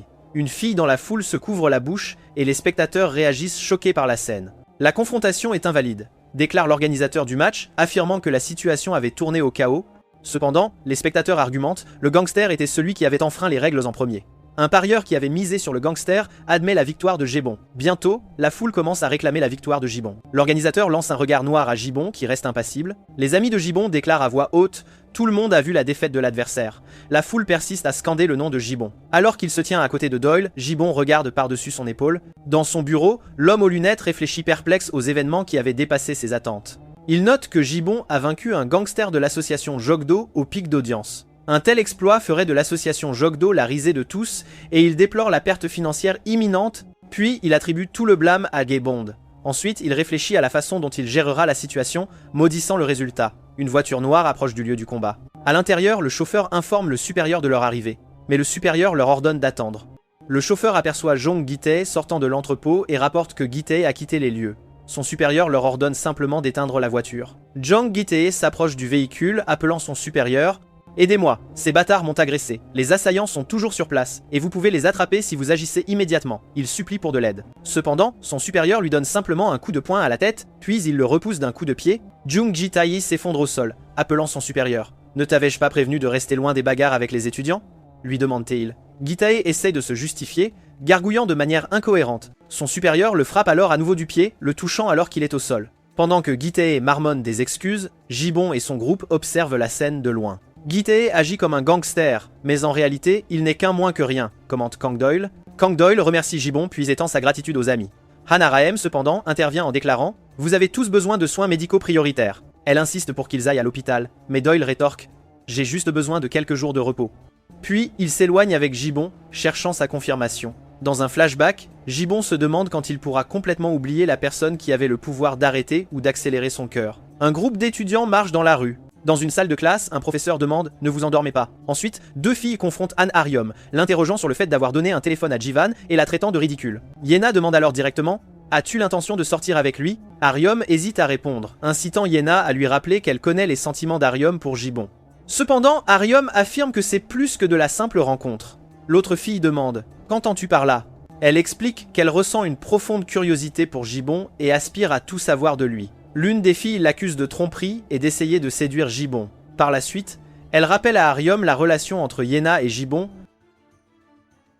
Aryom réitère « Nous ne faisons que parler ». Yena la gifle au visage. Elle exige « Arrête de jouer » et déclare « Je ne te donnerai pas Jaibon ». Les deux filles s'éloignent alors, la laissant derrière elle.